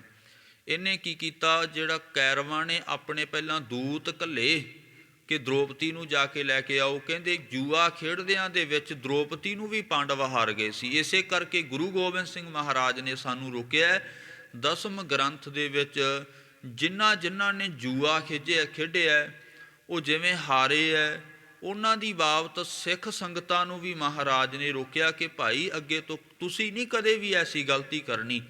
ਜੇ ਹੁਣ ਕੋਈ ਜੰਗ ਲੱਗੀ ਹੋਵੇ, ਜੰਗ ਦੇ ਵਿੱਚੋਂ ਗੁਰੂ ਗੋਬਿੰਦ ਸਿੰਘ ਮਹਾਰਾਜ ਜੀ ਨੇ ਇਤਿਹਾਸ ਦੇ ਵਿੱਚੋਂ ਸਾਨੂੰ ਸਮਝਾਇਆ ਕਿ ਜਿਨ੍ਹਾਂ ਨੇ ਜੰਗ ਦੇ ਵਿੱਚ ਲੜਦਿਆਂ ਗੱਲਬਾਤ ਕੀਤੀ ਹੈ, ਜਾਂ ਜੰਗ ਦੇ ਵਿੱਚ ਲੜਦਿਆਂ ਬੜਾ ਦਇਆ ਵਾਲਾ ਸੁਭਾਅ ਜਿਨ੍ਹਾਂ ਨੇ ਬਣਾ ਲਿਆ, ਉਹਨਾਂ ਨੇ ਮਾਰਾਂ ਹੀ ਖਾਧੀਆਂ ਨੇ।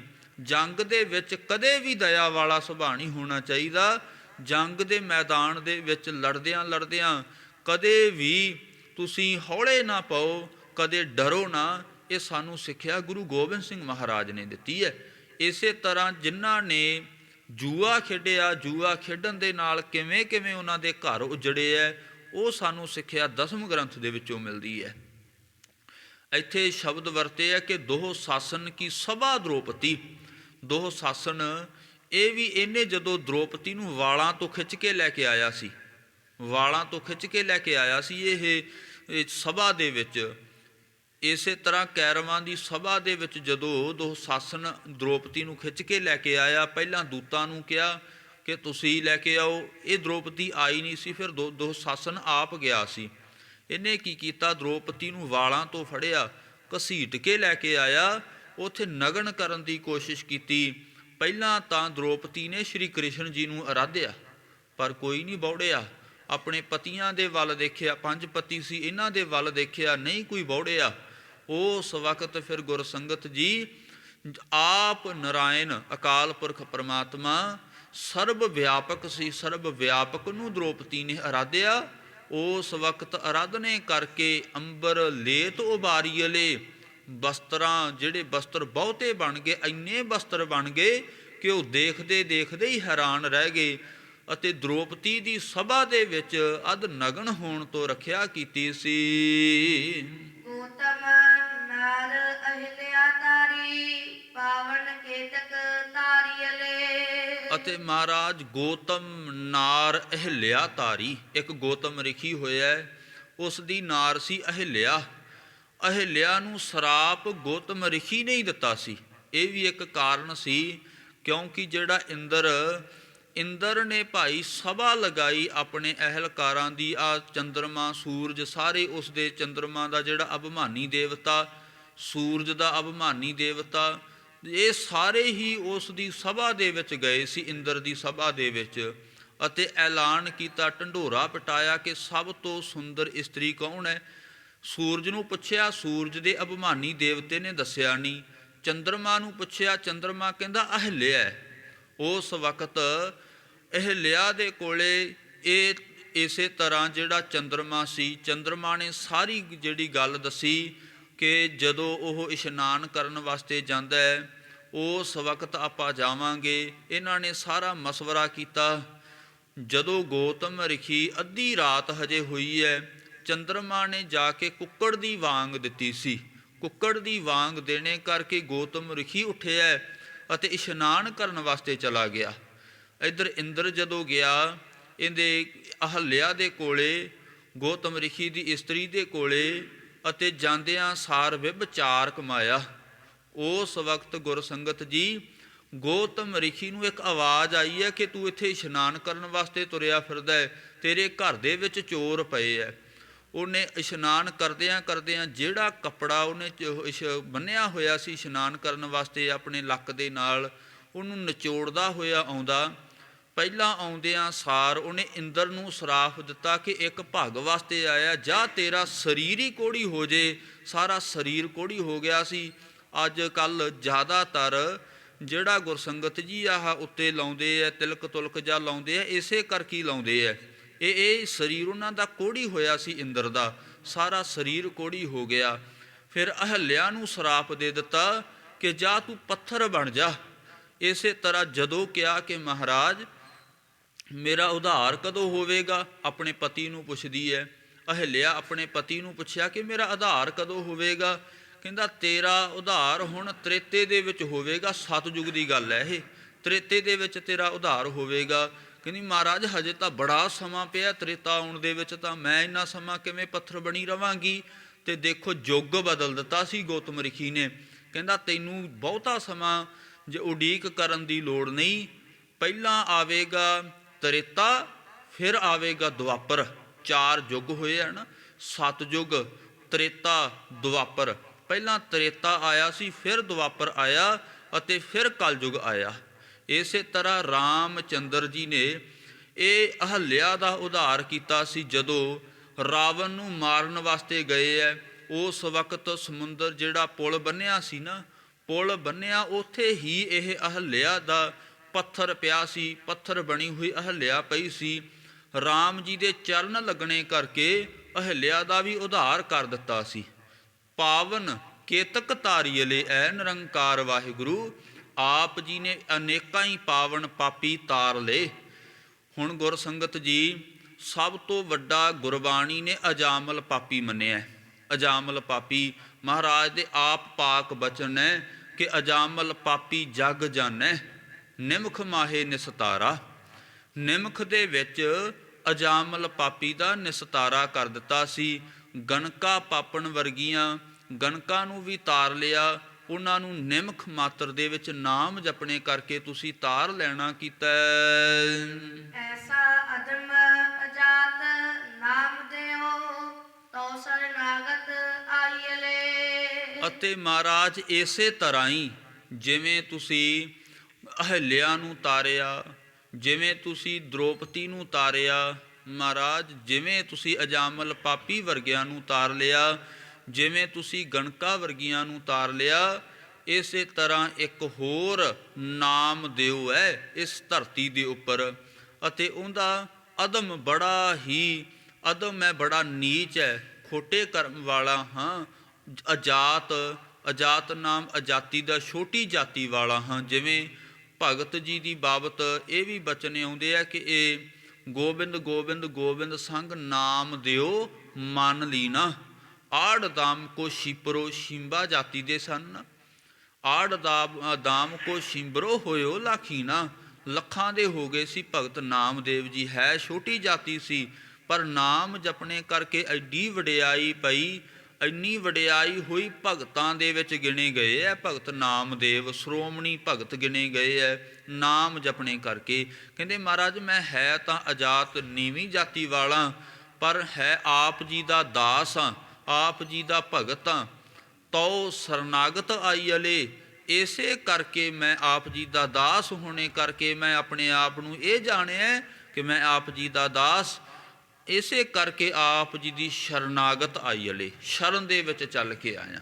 ਜਿਹੜਾ ਸ਼ਰਨ ਦੇ ਵਿੱਚ ਚੱਲ ਕੇ ਆਉਂਦਾ ਗੁਰੂ ਸੱਚੇ ਪਾਤਸ਼ਾਹ ਉਹਨੂੰ ਭਾਈ ਆਪਣੀ ਗਲਵੱਕੜੀ ਦੇ ਵਿੱਚ ਲੈ ਲੈਂਦੇ ਹੈ। ਉਹਨੂੰ ਫਿਰ ਰੋਲਣ ਨਹੀਂ ਦਿੰਦੇ ਕਿਸੇ ਦਰ ਦੇ ਉੱਪਰ ਉਹ ਭੜਕੇ ਨਾ। ਇੱਕੋ ਦਰ ਦਾ ਜਦੋਂ ਹੋ ਜੇ ਨਾ ਗੁਰੂ ਕਾ ਸਿੱਖ, ਉਹ ਫਿਰ ਗੁਰੂ ਸੱਚੇ ਪਾਤਸ਼ਾਹ ਰੱਖਿਆ ਕਰਦੇ ਹੈ। ਭਾਈ ਗੁਰਦਾਸ ਸਾਹਿਬ ਜੀ ਦੀਆਂ ਵਾਰਾਂ ਦੇ ਵਿੱਚੋਂ ਪੜ੍ਹਦੇ ਹਨ। ਭਾਈ ਗੁਰਦਾਸ ਸਾਹਿਬ ਜੀ ਕਹਿੰਦੇ ਜੇ ਕੋਈ ਬਹੁਤ ਵੱਡਾ ਰਾਜਾ ਹੋਵੇ, ਉਸ ਰਾਜੇ ਦਾ ਵਜ਼ੀਰ ਕਿਤੇ ਆਮ ਜੇ ਰਾਜੇ ਦੇ ਕੋਲੇ ਆਪਣਾ ਮਸ਼ਵਰਾ ਲੈ ਕੇ ਕੋਈ ਗੱਲਬਾਤ ਕਰਨ ਜਾਵੇ ਕਿ ਹਾਂ ਆਹ ਮੇਰਾ ਜਿਹੜਾ ਕੰਮ ਹੈ ਤੂੰ ਠੀਕ ਕਰ, ਤੇ ਕਹਿੰਦੇ ਉਹ ਸੋਭਾ ਨਹੀਂ ਪਾਉਂਦਾ ਹੁੰਦਾ। ਗੁਰੂ ਨਾਨਕ ਦੇ ਦਰ ਦੇ ਅਸੀਂ ਸੇਵਕ ਹਾਂ, ਗੁਰੂ ਨਾਨਕ ਦੇ ਦਰ ਦੇ ਅਸੀਂ ਵਜ਼ੀਰ ਹਾਂ, ਗੁਰੂ ਨਾਨਕ ਦੇ ਦਰ ਦੇ ਅਸੀਂ ਸਿੱਖ ਹਾਂ, ਸਿੰਘ ਹਾਂ। ਭਾਈ ਜਦੋਂ ਆਪਾਂ ਕਿਸੇ ਆਮ ਜੇ ਦੇਵੀ ਦੇਵਤਿਆਂ ਕੋਲੇ ਲੈ ਕੇ ਜਾਈਏ ਨਾ ਆਪਣਾ ਕੰਮ, ਕਿ ਹਾਂ ਸਾਡਾ ਫਲਾਣਾ ਕੰਮ ਕਰ ਦਿਓ, ਆਹ ਸਾਡਾ ਕਾਰਜ ਅੜਿਆ ਪਿਆ, ਤੇ ਫਿਰ ਸਿੱਖ ਕਦੇ ਸੋਭਾ ਨਹੀਂ ਪਾਉਂਦਾ ਹੁੰਦਾ। ਪਰ ਅੱਜ ਕੱਲ੍ਹ ਕੀ ਹੈ, ਜ਼ਿਆਦਾਤਰ ਡੇਰਿਆਂ ਦੇ ਉੱਪਰ ਸਿੱਖ ਜਾਂਦੇ ਹੈ। ਕਦੇ ਕਹਿੰਦਾ ਮੇਰਾ ਆਹ ਕਾਰਜ ਅੜਿਆ ਹੋਇਆ, ਉਹਨਾਂ ਦੇ ਗਿੱਟਿਆਂ ਤੇ ਗੋਡਿਆਂ ਤੇ ਜਾ ਕੇ ਹੱਥ ਲਾਉਂਦੇ ਹੈ। ਤੇ ਜੇ ਗੁਰੂ ਘਰੇ ਕਿਤੇ 50 ਰੁਪਏ ਵੀ ਦੇਣੇ ਪੈ ਜਾਣ, ਉੱਥੇ ਇਹਨਾਂ ਨੂੰ ਗੋਲਕਾਂ ਨਜ਼ਰ ਆ ਜਾਂਦੀਆਂ ਨੇ ਕਿ ਗੋਲਕਾਂ ਬੜੀਆਂ ਭਰੀਆਂ ਹੋਈਆਂ ਨੇ, ਇੱਥੇ ਤਾਂ ਇੰਨਾ ਇੰਨਾ ਪੈਸਾ ਚੜ੍ਹਦਾ। ਨਹੀਂ ਭਾਈ, ਸਿੱਖ ਦਾ ਫਰਜ਼ ਹੈ ਜੇ ਦਸਵੰਧ ਕੱਢਣਾ ਜਾਂ ਤਾਂ ਕਿਸੇ ਗਰੀਬ ਦੇ ਮੂੰਹ ਦੇ ਵਿੱਚ ਦਸਵੰਧ ਪਾਵੇ ਆਪਣਾ, ਭਾਵ ਕਿ ਜੇ ਕੋਈ ਭੁੱਖਾ ਹੈ ਉਹਨੂੰ ਆਪਣੇ ਥੋੜ੍ਹੇ ਤੋਂ ਥੋੜ੍ਹਾ, ਬਹੁਤੇ ਤੋਂ ਬਹੁਤਾ ਜਿੰਨਾ ਵੀ ਹੁੰਦਾ ਉੱਥੇ ਦਸਵੰਧ ਕੱਢਿਆ ਜਾਵੇ ਜਾਂ ਗੁਰੂ ਦੀ ਗੋਲਕ ਦੇ ਵਿੱਚ ਪਾਇਆ ਜਾਵੇ। ਹੁਣ ਕਿਸੇ ਤੁਸੀਂ ਕਿਤੇ ਵੀ ਗੱਲ ਕਰੋ, ਗੁਰੂ ਘਰ ਤੋਂ ਬਗੈਰ ਕਿਤੇ ਵੀ ਲੰਗਰ ਨਹੀਂ ਛਕਾਇਆ ਜਾਂਦਾ। ਗੁਰੂ ਘਰ ਤੋਂ ਬਗੈਰ ਤੁਹਾਨੂੰ ਕਿਤੇ ਵੀ ਟਿਕਾ ਨਹੀਂ ਮਿਲੇਗਾ। ਕਿ ਕਿੰਨੀ ਦੂਰ ਚਲੇ ਜਾਓਗੇ, ਸੱਚੇ ਪਾਤਸ਼ਾਹ ਮਹਾਰਾਜ ਜੀ ਦਾ ਨਿਸ਼ਾਨ ਸਾਹਿਬ ਸੋਭਾ ਪਾ ਰਿਹਾ। ਨਿਸ਼ਾਨ ਸਾਹਿਬ ਦਾ ਅਰਥ ਹੀ ਇਹੀ ਹੈ ਕਿ ਕੋਈ ਦੁਖੀਆ, ਕੋਈ ਰਾਹੀ ਪਾਂਧੀ ਕਿਤੋਂ ਦੂਰੋਂ ਚੱਲ ਕੇ ਆਇਆ ਤੇ ਨਿਸ਼ਾਨ ਸਾਹਿਬ ਨੂੰ ਦੇਖ ਕੇ ਅਤੇ ਉਹਦੇ ਵੱਲ ਫਿਰ ਨਿਸ਼ਾਨ ਸਾਹਿਬ ਕਹਿੰਦਾ ਆ ਜਾ ਆ ਜਾ, ਤੈਨੂੰ ਇਹ ਗੁਰੂ ਘਰ ਤੋਂ ਹੀ ਲੰਗਰ ਮਿਲੇਗਾ, ਕਿਤੇ ਚੱਲ ਜਾ ਤੈਨੂੰ ਲੰਗਰ ਨਹੀਂ ਮਿਲੇਗਾ। ਇਹ ਗੁਰੂ ਦੀ ਵਡਿਆਈ ਹੈ। ਗੁਰੂ ਨਾਨਕ ਦੇਵ ਸੱਚੇ ਪਾਤਸ਼ਾਹ ਮਹਾਰਾਜ ਨੇ ਕਿਰਪਾ ਕੀਤੀ ਹੈ। ਇਹ 20 ਰੁਪਇਆਂ ਦਾ 20 ਰਜਤ ਪਣ ਦਾ ਲੰਗਰ ਗੁਰੂ ਨਾਨਕ ਦੇਵ ਮਹਾਰਾਜ ਜੀ ਨੇ ਚਲਾਇਆ। ਤੇ ਗੁਰੂ ਨਾਨਕ ਦੇਵ ਸੱਚੇ ਪਾਤਸ਼ਾਹ ਮਹਾਰਾਜ ਨੇ ਇੱਕ ਨਹੀਂ, ਸਾਰਿਆਂ ਨੂੰ ਹੀ ਵਡਿਆਈ ਦਿੱਤੀ ਹੈ, ਸਾਰਿਆਂ ਨੂੰ ਉਪਦੇਸ਼ ਦਿੱਤਾ। ਇੱਥੇ ਤਾਂ ਅਕਬਰ ਵਰਗੇ ਰਾਜੇ ਵੀ, ਮਹਾਰਾਜੇ ਵੀ ਆਏ ਹੈ, ਉਹਨਾਂ ਨੇ ਵੀ ਲੰਗਰ ਦੇ ਵਿੱਚ ਬਹਿ ਕੇ ਪ੍ਰਸ਼ਾਦਾ ਛਕ ਲਿਆ। ਇਹ ਵਡਿਆਈ ਸੀ ਗੁਰੂ ਘਰਾਂ ਦੀ। ਗੁਰੂ ਘਰਾਂ ਦੀ ਵਡਿਆਈ ਇਸੇ ਕਰਕੇ ਸੀ। ਮਹਾਰਾਜ ਨੇ ਤਾਂ ਖੀਰ ਅਤੇ ਘਿਓ ਨੂੰ ਇੱਥੇ ਲੰਗਰ ਦੇ ਵਿੱਚ ਵਰਤਣ ਦੇ ਬਾਰੇ ਕਿਹਾ ਕਿ ਇੱਥੇ ਤਾਂ ਐਸਾ ਲੰਗਰ ਹੋਣਾ ਚਾਹੀਦਾ। ਪਰ ਕਿਤੇ ਨਾ ਕਿਤੇ ਸਾਚਾ ਸਤਿਗੁਰ ਕਿਆ ਕਰੈ, ਜੋ ਸਿੱਖਾਂ ਮਹਿ ਚੂਕ। ਜਦੋਂ ਸਿੱਖਾਂ ਦੇ ਵਿੱਚ ਕਿਤੇ ਨਾ ਕਿਤੇ ਘਾਟ ਰਹਿ ਜਾਂਦੀ ਹੈ ਨਾ, ਉਦੋਂ ਸੱਚਾ ਵਾਹਿਗੁਰੂ ਵੀ ਨਹੀਂ ਕੁਝ ਕਰ ਸਕਦਾ। ਹੁਣ ਕੀ ਕਰੇ? ਲੰਗਰ ਭਾਈ ਇਹ ਬੜੇ ਉੱਤਮ ਲੰਗਰ ਸੀ ਗੁਰੂ ਨਾਨਕ ਦੇ ਦਰ ਦੇ। ਸਾਰੇ ਰਲ ਮਿਲ ਕੇ ਸੰਗਤ ਇਕੱਤਰ ਹੋ ਕੇ ਕਰਦੀਆਂ ਸੀ। ਪਰ ਅੱਜ ਕੱਲ੍ਹ ਲੰਗਰ ਤੋਂ ਵੀ ਸਾਨੂੰ ਬੜਾ ਗੁਰਹੇਜ ਹੋ ਚੁੱਕਾ ਹੈ। ਲੰਗਰ ਦੀ ਸੇਵਾ ਕਰਨ ਤੋਂ ਵੀ ਮਸ਼ੀਨਾਂ ਆ ਗਈਆਂ। ਲੰਗਰ ਨਹੀਂ, ਮਸ਼ੀਨਾਂ ਦਾ ਲੰਗਰ ਗੁਰੂ ਮਹਾਰਾਜ ਨੇ ਨਹੀਂ ਕਦੇ ਲਾਇਆ ਸੀ। ਮਹਾਰਾਜ ਨੇ ਲੰਗਰ ਲਾਇਆ ਸੀ ਹੱਥਾਂ ਵਾਲਾ। ਹੱਥਾਂ ਦੇ ਨਾਲ ਮਾਈਆਂ ਸੇਵਾ ਕਰਦੀਆਂ ਸੀ, ਵੀਰ ਭਾਈ ਲੱਕੜਾਂ ਦੀ ਸੇਵਾ ਕਰਦੇ ਸੀ। ਸਾਰੀ ਭਾਈ ਦਾਲ ਪਾਣੀ ਦੀ ਸੇਵਾ ਜਿੰਨੀ ਹੁੰਦੀ ਸੀ ਸਾਰੇ ਇਕੱਠੇ ਹੋ ਕੇ ਕਰਿਆ ਕਰਦੇ। ਕਿੰਨੀ ਕਿੰਨੀ ਰੌਣਕ ਹੁੰਦੀ ਸੀ ਗੁਰੂ ਘਰਾਂ ਦੇ ਵਿੱਚ। ਆਹ 3 ਦਿਨ ਸ਼੍ਰੀ ਅਖੰਡ ਪਾਠ ਸਾਹਿਬ ਪ੍ਰਾਰੰਭ ਰਹੇ ਹੈ ਆਪਣੇ ਇੱਥੇ ਗੁਰੂ ਨਾਨਕ ਦੇਵ ਮਹਾਰਾਜ ਜੀ ਦੇ ਪ੍ਰਕਾਸ਼ ਵੇਲੇ। ਤੇ ਦੇਖ ਲਓ ਤੁਸੀਂ ਕਿੰਨੀ ਕੁ ਸੰਗਤ ਸੀ ਫਿਰ ਗੁਰੂ ਘਰ ਦੇ ਵਿੱਚ। ਇਹ ਭਾਈ ਆਪਣੇ 'ਚ ਘਾਟ ਹੈ। ਘਰੇ ਬੈਠਿਆਂ ਆਪਾਂ ਨੂੰ ਨਹੀਂ ਕੁਝ ਮਿਲਦਾ ਹੁੰਦਾ, ਘਰੇ ਬੈਠਿਆਂ ਨਹੀਂ ਕੁਝ ਮਿਲਦਾ ਹੁੰਦਾ। ਇਹ ਗੁਰੂ ਘਰ ਦੇ ਵਿੱਚ ਆਉਂਗੇ, ਸੇਵਾ ਕਰੋਗੇ। ਜੇ ਤਾਂ ਆਪਾਂ ਇੱਥੇ ਵਡਿਆਈ ਲੈਣ ਵਾਸਤੇ ਆਉਣਾ, ਆਪਾਂ ਨੂੰ ਕਹੀਏ ਕਿ ਹਾਂ ਸੋਭਾ ਹੋਵੇ ਸਾਡੀ, ਸਾਨੂੰ ਸਰੋਪੇ ਪੈਣ, ਸਾਡੀ ਵਡਿਆਈ ਹੋਵੇ, ਫਿਰ ਤਾਂ ਆਪਾਂ ਕੁਝ ਨਹੀਂ ਪ੍ਰਾਪਤ ਕਰ ਸਕਦੇ। ਇਹ ਅੱਜ ਨਹੀਂ ਕੱਲ੍ਹ ਨੂੰ ਨਹੀਂ, ਭਾਵੇਂ ਤੁਹਾਨੂੰ ਕਦੇ ਨਜ਼ਰ ਆ ਜੇ, ਤੁਹਾਡੇ ਅੰਦਰ ਗਿਆਨ ਆ ਜੇ ਕਿ ਹਾਂ ਗੁਰੂ ਘਰ ਦੇ ਵਿੱਚ ਵਡਿਆਈ ਨਹੀਂ ਲੈਣ ਵਾਸਤੇ ਆਈਦਾ ਹੁੰਦਾ। ਗੁਰੂ ਘਰ ਦੇ ਵਿੱਚ ਆਈਦਾ ਨਿਮਰਤਾ ਦੇ ਨਾਲ। ਜਿਹੜੇ ਵਡਿਆਈ ਨੂੰ ਚਾਹੁੰਦੇ ਆ ਜਾਂ ਜਿਹੜੇ ਉਲਟਾ ਸਿੱਧਾ ਬੋਲਦੇ ਆ, ਉਹਨੂੰ ਗੁਰੂ ਨਾਨਕ ਦੇਵ ਮਹਾਰਾਜ ਦੇਖਣ ਵਾਲਾ ਆਪ ਹੈ। ਜਿਹੜਾ ਛਲ ਫਰੇਬ ਕਰਦਾ ਹੈ ਨਾ ਗੁਰੂ ਘਰ ਦੇ ਵਿੱਚ, ਉਹਨੂੰ ਦੇਖਣ ਵਾਲਾ ਗੁਰੂ ਨਾਨਕ ਦੇਵ ਮਹਾਰਾਜ ਆਪ ਹੈ। ਭਾਈ ਨੰਦ ਲਾਲ ਜੀ ਨੂੰ ਇਹ ਵਡਿਆਈ ਦਿੱਤੀ ਸੀ ਲੰਗਰ ਦੀ। ਇੱਕ ਵਾਰੀ ਗੁਰੂ ਗੋਬਿੰਦ ਸਿੰਘ ਮਹਾਰਾਜ ਲੰਗਰ ਦੇ ਵਿੱਚ ਗੇੜਾ ਮਾਰਨ ਚਲੇ ਗਏ। ਮੈਂ ਥੋੜ੍ਹੇ ਸਮੇਂ 'ਚ ਸਮਾਪਤੀ ਕਰਾਂਗਾ। ਗੁਰੂ ਗੋਬਿੰਦ ਸਿੰਘ ਮਹਾਰਾਜ ਗੇੜਾ ਮਾਰਨ ਚਲੇ ਗਏ। ਉਸ ਵਕਤ ਗਰੀਬ ਨਿਵਾਸ ਸੱਚੇ ਪਾਤਸ਼ਾਹ ਮਹਾਰਾਜ ਲੰਗਰਾਂ ਦੇ ਇੱਕ ਜਿਵੇਂ ਜਥੇਦਾਰ ਸੀ, ਅੱਜ ਜਿਵੇਂ ਜਥੇਦਾਰੀਆਂ ਬਣੀਆਂ ਹੋਈਆਂ ਨੇ, ਹਾਂ ਫਲਾਣੇ ਜਥੇ ਦੇ ਹੈ, ਫਲਾਣੇ ਜਥੇ ਦੇ ਹੈ, ਇਸੇ ਤਰ੍ਹਾਂ ਭਾਈ ਲੰਗਰ ਚੱਲਦੇ ਸਨ। ਰਾਤ ਦਾ ਸਮਾਂ ਗੁਰੂ ਗੋਬਿੰਦ ਸਿੰਘ ਮਹਾਰਾਜ ਆਪਣਾ ਲਿਬਾਸ ਬਦਲ ਕੇ, ਲਿਬਾਸ ਵਟਾ ਕੇ ਚਲੇ ਗਏ। ਜਿੰਦੇ ਕੋਲੇ ਜਾਂਦੇ ਹੈ ਸਾਰੇ ਹੀ ਇੱਦਾਂ ਹੀ ਬੋਲਦੇ ਆ, ਬੜੇ ਕ੍ਰੋਧ ਦੇ ਨਾਲ, ਬੜੇ ਗੁੱਸੇ ਦੇ ਨਾਲ ਕਿ ਤੈਨੂੰ ਅੱਧੀ ਰਾਤ ਨੂੰ ਨਜ਼ਰ ਆਇਆ ਲੰਗਰ ਛਕਣਾ, ਜਾਂ ਸਵੇਰੇ ਛਕਾਂਗੇ। ਕੋਈ ਕਹਿੰਦਾ ਹਜੇ ਭੋਗ ਨਹੀਂ ਲਵਾਇਆ, ਕੋਈ ਕਹਿੰਦਾ ਦਾਲ ਨਹੀਂ ਬਣੀ, ਕੋਈ ਕਹਿੰਦਾ ਪ੍ਰਸ਼ਾਦਾ ਨਹੀਂ ਬਣਿਆ। ਕਿਸੇ ਨੇ ਮਹਾਰਾਜ ਨੂੰ ਉੱਥੇ ਲੰਗਰ ਨਹੀਂ ਦਿੱਤਾ। ਭਾਈ ਨੰਦ ਲਾਲ ਦੇ ਕੋਲੇ ਗਏ ਹੈ। ਧੰਨ ਗੁਰੂ ਗੋਬਿੰਦ ਸਿੰਘ ਮਹਾਰਾਜ ਨੇ ਭਾਈ ਨੰਦ ਲਾਲ ਨੂੰ ਆਖਿਆ ਕਿ ਸਿੱਖਾ ਮੈਨੂੰ ਲੰਗਰ ਛਕਾ, ਭੁੱਖ ਲੱਗੀ ਹੈ। ਉਸੇ ਵਕਤ ਦੋਨੇ ਹੱਥ ਜੋੜ ਕੇ, ਇਹ ਨਹੀਂ ਪਤਾ ਕਿ ਗੁਰੂ ਗੋਬਿੰਦ ਸਿੰਘ ਮਹਾਰਾਜ ਆਪ ਖੁਦ ਖੁਦਾ ਚੱਲ ਕੇ ਆਏ ਆ ਮੇਰੇ ਲੰਗਰ ਦੇ ਵਿੱਚ, ਇਹ ਨਹੀਂ ਪਤਾ। ਭਾਈ ਨੰਦ ਲਾਲ ਜੀ ਗਏ ਹੈ, ਉਸ ਵਕਤ ਬੇਨਤੀ ਕੀਤੀ ਕਿ ਤੁਸੀਂ ਕਿਹੜਾ ਲੰਗਰ ਛਕੋਗੇ, ਕਿਉਂਕਿ ਜਿਹੜਾ ਲੰਗਰ ਹੈ ਮੇਰੇ ਕੋਲੇ ਤਾਂ ਹਜੇ ਸੁੱਕਾ ਹੀ ਲੰਗਰ ਪਿਆ ਹੋਇਆ ਹੈ, ਜਾਂ ਅੰਮ੍ਰਿਤ ਵੇਲੇ ਦਾ ਬਚਿਆ ਹੋਇਆ ਲੰਗਰ ਪਿਆ ਹੋਇਆ। ਜੇ ਤਾਂ ਤੁਸੀਂ ਸੁੱਕਾ ਲੰਗਰ ਲੈਣਾ, ਘਰੇ ਬਣਾ ਲਓਗੇ ਤਾਂ ਸੁੱਕਾ ਲੰਗਰ ਲੈ ਜਾਓ। ਜੇ ਤੁਸੀਂ ਬਣਿਆ ਹੋਇਆ ਭੋਜਨ ਖਾਣਾ, ਫਿਰ ਉਹ ਅੰਮ੍ਰਿਤ ਵੇਲੇ ਵਾਲਾ ਮੈਂ ਗਰਮ ਕਰ ਦਿੰਦਾ, ਤੁਸੀਂ ਉਹ ਖਾ ਲਓ। ਹੁਣ ਦੇਖੋ ਕਿੱਡੀ ਨਿਮਰਤਾ ਹੈ, ਲੰਗਰ ਛਕਾਉਣ ਵਾਲੇ ਦੇ ਵਿੱਚ ਕਿੱਡੀ ਨਿਮਰਤਾ ਹੋਣੀ ਚਾਹੀਦੀ ਹੈ। ਬਣਾਉਣ ਵਾਲੇ ਦੇ ਵਿੱਚ ਨਿਮਰਤਾ ਹੋਏਗੀ ਤੇ ਭਾਈ ਜਿਹੜਾ ਵੀ ਲੰਗਰ ਛਕੇਗਾ ਨਾ, ਉਹਦਾ ਅੰਦਰ ਗਿਆ ਹੋਇਆ ਕਿਨਕਾ ਕਦੇ ਬਿਰਥਾ ਨਹੀਂ ਜਾਂਦਾ। ਤੇ ਜਿਹੜਾ ਛਕਣ ਵਾਲਾ ਵੀ ਜੇ ਸਵਾਸ ਸਵਾਸ ਵਾਹਿਗੁਰੂ ਦਾ ਨਾਮ ਜਪੇਗਾ ਨਾ, ਤੇ ਕਿਨਕਾ ਵੀ ਕਿਤੇ ਲੰਗਰ ਦਾ ਭੋਜਨ ਅੰਦਰ ਚਲ ਜੇ ਤੇ ਉਹ ਕਦੇ ਬਿਰਥਾ ਨਹੀਂ ਜਾਂਦਾ ਹੁੰਦਾ। ਗੁਰੂ ਗੋਬਿੰਦ ਸਿੰਘ ਮਹਾਰਾਜ ਨੇ ਸੁੱਕਾ ਪ੍ਰਸ਼ਾਦ ਲੈ ਲਿਆ। ਦਾਲਾਂ ਸਬਜ਼ੀਆਂ ਜਿਹੜੀਆਂ ਉੱਥੇ ਸੁੱਕੀਆਂ ਜਿਵੇਂ ਆਪਾਂ ਬਣਦੀਆਂ ਨੇ ਨਾ, ਸੁੱਕਾ ਕਹਿ ਦਿੰਦੇ ਆ, ਉਹ ਗਰੀਬ ਨਿਵਾਸ ਸੱਚੇ ਪਾਤਸ਼ਾਹ ਗੁਰੂ ਗੋਬਿੰਦ ਸਿੰਘ ਮਹਾਰਾਜ ਨੇ ਭਾਈ ਨੰਦ ਲਾਲ ਜੀ ਤੋਂ ਲਿਆ। ਅੰਮ੍ਰਿਤ ਵੇਲਾ ਹੋਇਆ, ਗਰੀਬ ਨਿਵਾਜ ਦੀ ਸਭਾ ਲੱਗੀ ਹੈ। ਸਭਾ ਦੇ ਵਿੱਚ ਸਾਰੇ ਹੀ ਲੰਗਰ ਦੇ ਜਥੇਦਾਰਾਂ ਨੂੰ ਬੁਲਾ ਲਿਆ, ਸੰਗਤ ਨੂੰ ਬੁਲਾ ਲਿਆ। ਭਾਈ ਨੰਦ ਲਾਲ ਜੀ ਵੀ ਆ ਗਏ। ਉਸ ਵਕਤ ਜਦੋਂ ਗੁਰੂ ਗੋਬਿੰਦ ਸਿੰਘ ਮਹਾਰਾਜ ਜੀ ਨੇ ਪੁੱਛਿਆ ਕਿ ਭਾਈ ਤੁਹਾਡੇ ਕੋਲੇ ਇੱਕ ਸਿੱਖ ਆਇਆ ਸੀ, ਜਦੋਂ ਲੰਗਰ ਛਕਾਇਆ ਨਹੀਂ ਉਹਨੂੰ ਤੁਸੀਂ, ਸਾਰੇ ਚੁੱਪ ਕਰ ਗਏ, ਭੈ ਭੀਤ ਹੋ ਗਏ ਕਿ ਮਹਾਰਾਜ ਨੂੰ ਕਿਵੇਂ ਪਤਾ ਲੱਗਿਆ। ਫਿਰ ਭਾਈ ਨੰਦ ਲਾਲ ਤੋਂ ਜਿਹੜਾ ਸੁੱਕਾ ਭੋਜਨ ਮਹਾਰਾਜ ਲੈ ਕੇ ਆਏ ਸੀ, ਉਹ ਦਿਖਾਇਆ ਕਿ ਆਹ ਦੇਖੋ ਸਾਡੇ ਸਿੱਖ ਭਾਈ ਨੰਦ ਲਾਲ ਨੇ ਸਾਨੂੰ ਭੋਜਨ ਛਕਾਇਆ। ਫਿਰ ਮਹਾਰਾਜ ਨੇ ਤਾੜਨਾ ਕੀਤੀ ਸੀ ਕਿ ਕਦੇ ਵੀ ਕੋਈ ਵੀ ਲੰਗਰ ਦੇ ਵਿੱਚ ਆਵੇ, ਜਿਹੜਾ ਵੀ ਆਵੇ ਉਹਨੂੰ ਨਿਮਰਤਾ ਦੇ ਨਾਲ ਭੋਜਨ ਛਕਾਉਣਾ ਹੈ। ਇਹ ਗੁਰੂ ਦਾ ਦਾਰੀ ਐਸਾ ਹੈ, ਇਹ ਐਵੇਂ ਨਹੀਂ ਨਿਸ਼ਾਨ ਸਾਹਿਬ ਲੱਗਿਆ ਹੋਇਆ। ਇਹ ਭਾਵੇਂ ਅੱਧੀ ਰਾਤ ਨੂੰ ਵੀ ਕਿਉਂ ਨਾ ਆ ਜੇ, ਜਿਹੜੇ ਗੁਰੂ ਘਰ ਦੀ ਡਿਊਟੀ ਹੈ ਉਹ ਡਿਊਟੀ ਹੈ। ਉਹਨੂੰ ਆਪਾਂ ਇਹ ਨਹੀਂ ਕਹਿ ਸਕਦੇ ਕਿ ਅੱਧੀ ਰਾਤ ਆਪਾਂ ਕਿਵੇਂ ਲੰਗਰ ਛਕਾ ਸਕਦੇ ਹਾਂ, ਨਹੀਂ। ਇਹ ਗੁਰੂ ਘਰ ਬਣਿਆ ਹੀ ਇਸ ਵਾਸਤੇ ਹੈ। ਜਾਂ ਤਾਂ ਗੁਰੂ ਘਰ ਬਣਿਆ ਵਿਦਿਆ ਵਾਸਤੇ, ਗੁਰਦੁਆਰਾ ਹੋਏ ਸੋਝੀ ਪਾਏ ਸੀ। ਸੋਝੀ ਦਾ ਅਰਥ ਹੈ ਵਿਦਿਆ ਪੜ੍ਹ ਕੇ ਗਿਆਨ ਪ੍ਰਾਪਤ ਕਰ ਲੈਣਾ, ਸੋਝੀ ਪ੍ਰਾਪਤ ਕਰ ਲੈਣੀ। ਮਹਾਰਾਜ ਨੇ ਧਰਮਸਾਲ ਬਣਾਈ। ਧਰਮਸਾਲ ਧਰਮ ਦੀ ਗੱਲ ਸੀ, ਉੱਥੇ ਧਰਮ ਦੀ ਗੱਲ, ਲੰਗਰ ਚਲਾਉਂਦੇ ਗੁਰੂ ਕੇ ਸਿੱਖ। ਫਿਰ ਗਰੀਬ ਨਿਵਾਸ ਸੱਚੇ ਪਾਤਸ਼ਾਹ ਮਹਾਰਾਜ ਨੇ ਗੁਰਦੁਆਰੇ ਤਿਆਰ ਕਰਵਾਏ, ਇੱਕ ਨਹੀਂ ਅਨੇਕਾਂ ਹੀ ਗੁਰਦੁਆਰੇ ਤਿਆਰ ਕਰਵਾਏ। ਕੋਈ ਵੀ ਗੁਰਦੁਆਰਾ ਸਾਹਿਬ ਦੇਖ ਲਓ, ਉੱਥੇ ਲੰਗਰ ਜ਼ਰੂਰ ਚੱਲਦਾ ਹੋਵੇਗਾ, ਜੇ ਹਾਂ ਸੱਚੇ ਸਿੱਖ ਹੋਣਗੇ। ਇਹ ਸਿੱਖ ਹੋਈਏ, ਨਿਮਰਤਾ ਧਾਰ ਕੇ ਗੁਰੂ ਘਰ ਦੇ ਵਿੱਚ ਆਈਏ। ਮੈਂ ਦੋਨੇ ਹੱਥ ਜੋੜ ਕੇ ਆਪ ਸੰਗਤ ਦੇ ਚਰਨਾਂ ਦੇ ਵਿੱਚ ਬੇਨਤੀ ਕਰਦਾ, ਜਦੋਂ ਵੀ ਕੋਈ ਪ੍ਰੋਗਰਾਮ ਹੋਵੇ ਵੱਧ ਚੜ੍ਹ ਕੇ ਸੇਵਾ ਦੇ ਵਿੱਚ ਭਾਈ ਹਿੱਸਾ ਲਿਆ ਕਰੋ। ਗੁਰੂ ਗੋਬਿੰਦ ਸਿੰਘ ਮਹਾਰਾਜ ਦੀਆਂ ਆਪਾਂ ਖੁਸ਼ੀਆਂ ਲੈਣੀਆਂ ਨੇ। ਹੋਰ ਆਪਾਂ ਕੋਈ ਇੱਥੋਂ ਵਡਿਆਈ ਨਹੀਂ, ਕਿਸੇ ਤੋਂ ਹੋਰ ਵਡਿਆਈ ਨਹੀਂ ਲੈਣੀ। ਜਿਹੜਾ ਕੋਈ ਇਸ ਤਰ੍ਹਾਂ ਦਾ ਕੋਈ ਘਿਨਾਉਣਾ ਕਰਮ ਕਰਦਾ ਹੈ, ਉੱਚਾ ਨੀਵਾਂ ਬੋਲਦਾ ਹੈ, ਉਹਨੂੰ ਗੁਰੂ ਗ੍ਰੰਥ ਸਾਹਿਬ ਮਹਾਰਾਜ, ਉਹਨੂੰ ਗੁਰੂ ਗੋਬਿੰਦ ਸਿੰਘ ਮਹਾਰਾਜ ਆਪ ਦੇਖਣ ਵਾਲੇ ਹੈ। ਆਪਾਂ ਮਹਾਰਾਜ ਦੀਆਂ ਖੁਸ਼ੀਆਂ ਲਈਏ। ਪਾਵਨ ਪਵਿੱਤਰ ਕਥਾ ਵਿਚਾਰ ਕਰਦਿਆਂ ਤੋਂ ਇੱਕ ਨਹੀਂ ਅਨੇਕਾਂ ਪ੍ਰਕਾਰ ਦੀਆਂ ਭੁੱਲਾਂ ਹੋ ਜਾਂਦੀਆਂ ਨੇ। ਸਾਹਿਬ ਸਤਿਗੁਰੂ ਸ੍ਰੀ ਗੁਰੂ ਗ੍ਰੰਥ ਸਾਹਿਬ ਜੀ ਮਹਾਰਾਜ ਆਪ ਗੁਰ ਸੰਗਤ ਜੀ ਬਖਸ਼ਣ ਜੋਗੋ ਬਖਸ਼ ਲੈਣਾ।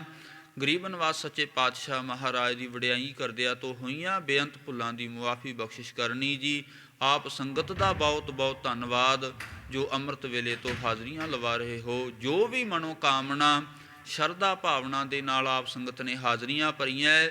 ਗਰੀਬ ਨਿਵਾਸ ਜੀ ਸਭਨਾਂ ਦੀ ਹਾਜ਼ਰੀਦਾਰ ਪ੍ਰਵਾਨ ਕਰਨ। ਆਓ ਅਖੀਰਲੀਆਂ ਪੰਕਤੀਆਂ ਪੜ੍ਹ ਕੇ ਸਮਾਪਤੀ ਕਰੀਏ ਜੀ। ਗੋਤਮ ਨਾਰ ਅਹਿਲਿਆ ਤਾਰੀ, ਪਾਵਨ ਚੇਤਕ ਤਾਰੀਅਲੇ, ਐਸਾ ਅਦਮ ਅਜਾਤ ਨਾਮ ਦਿਓ, ਤਉ ਸਰਨਾਗਤ ਆਈਅਲੇ।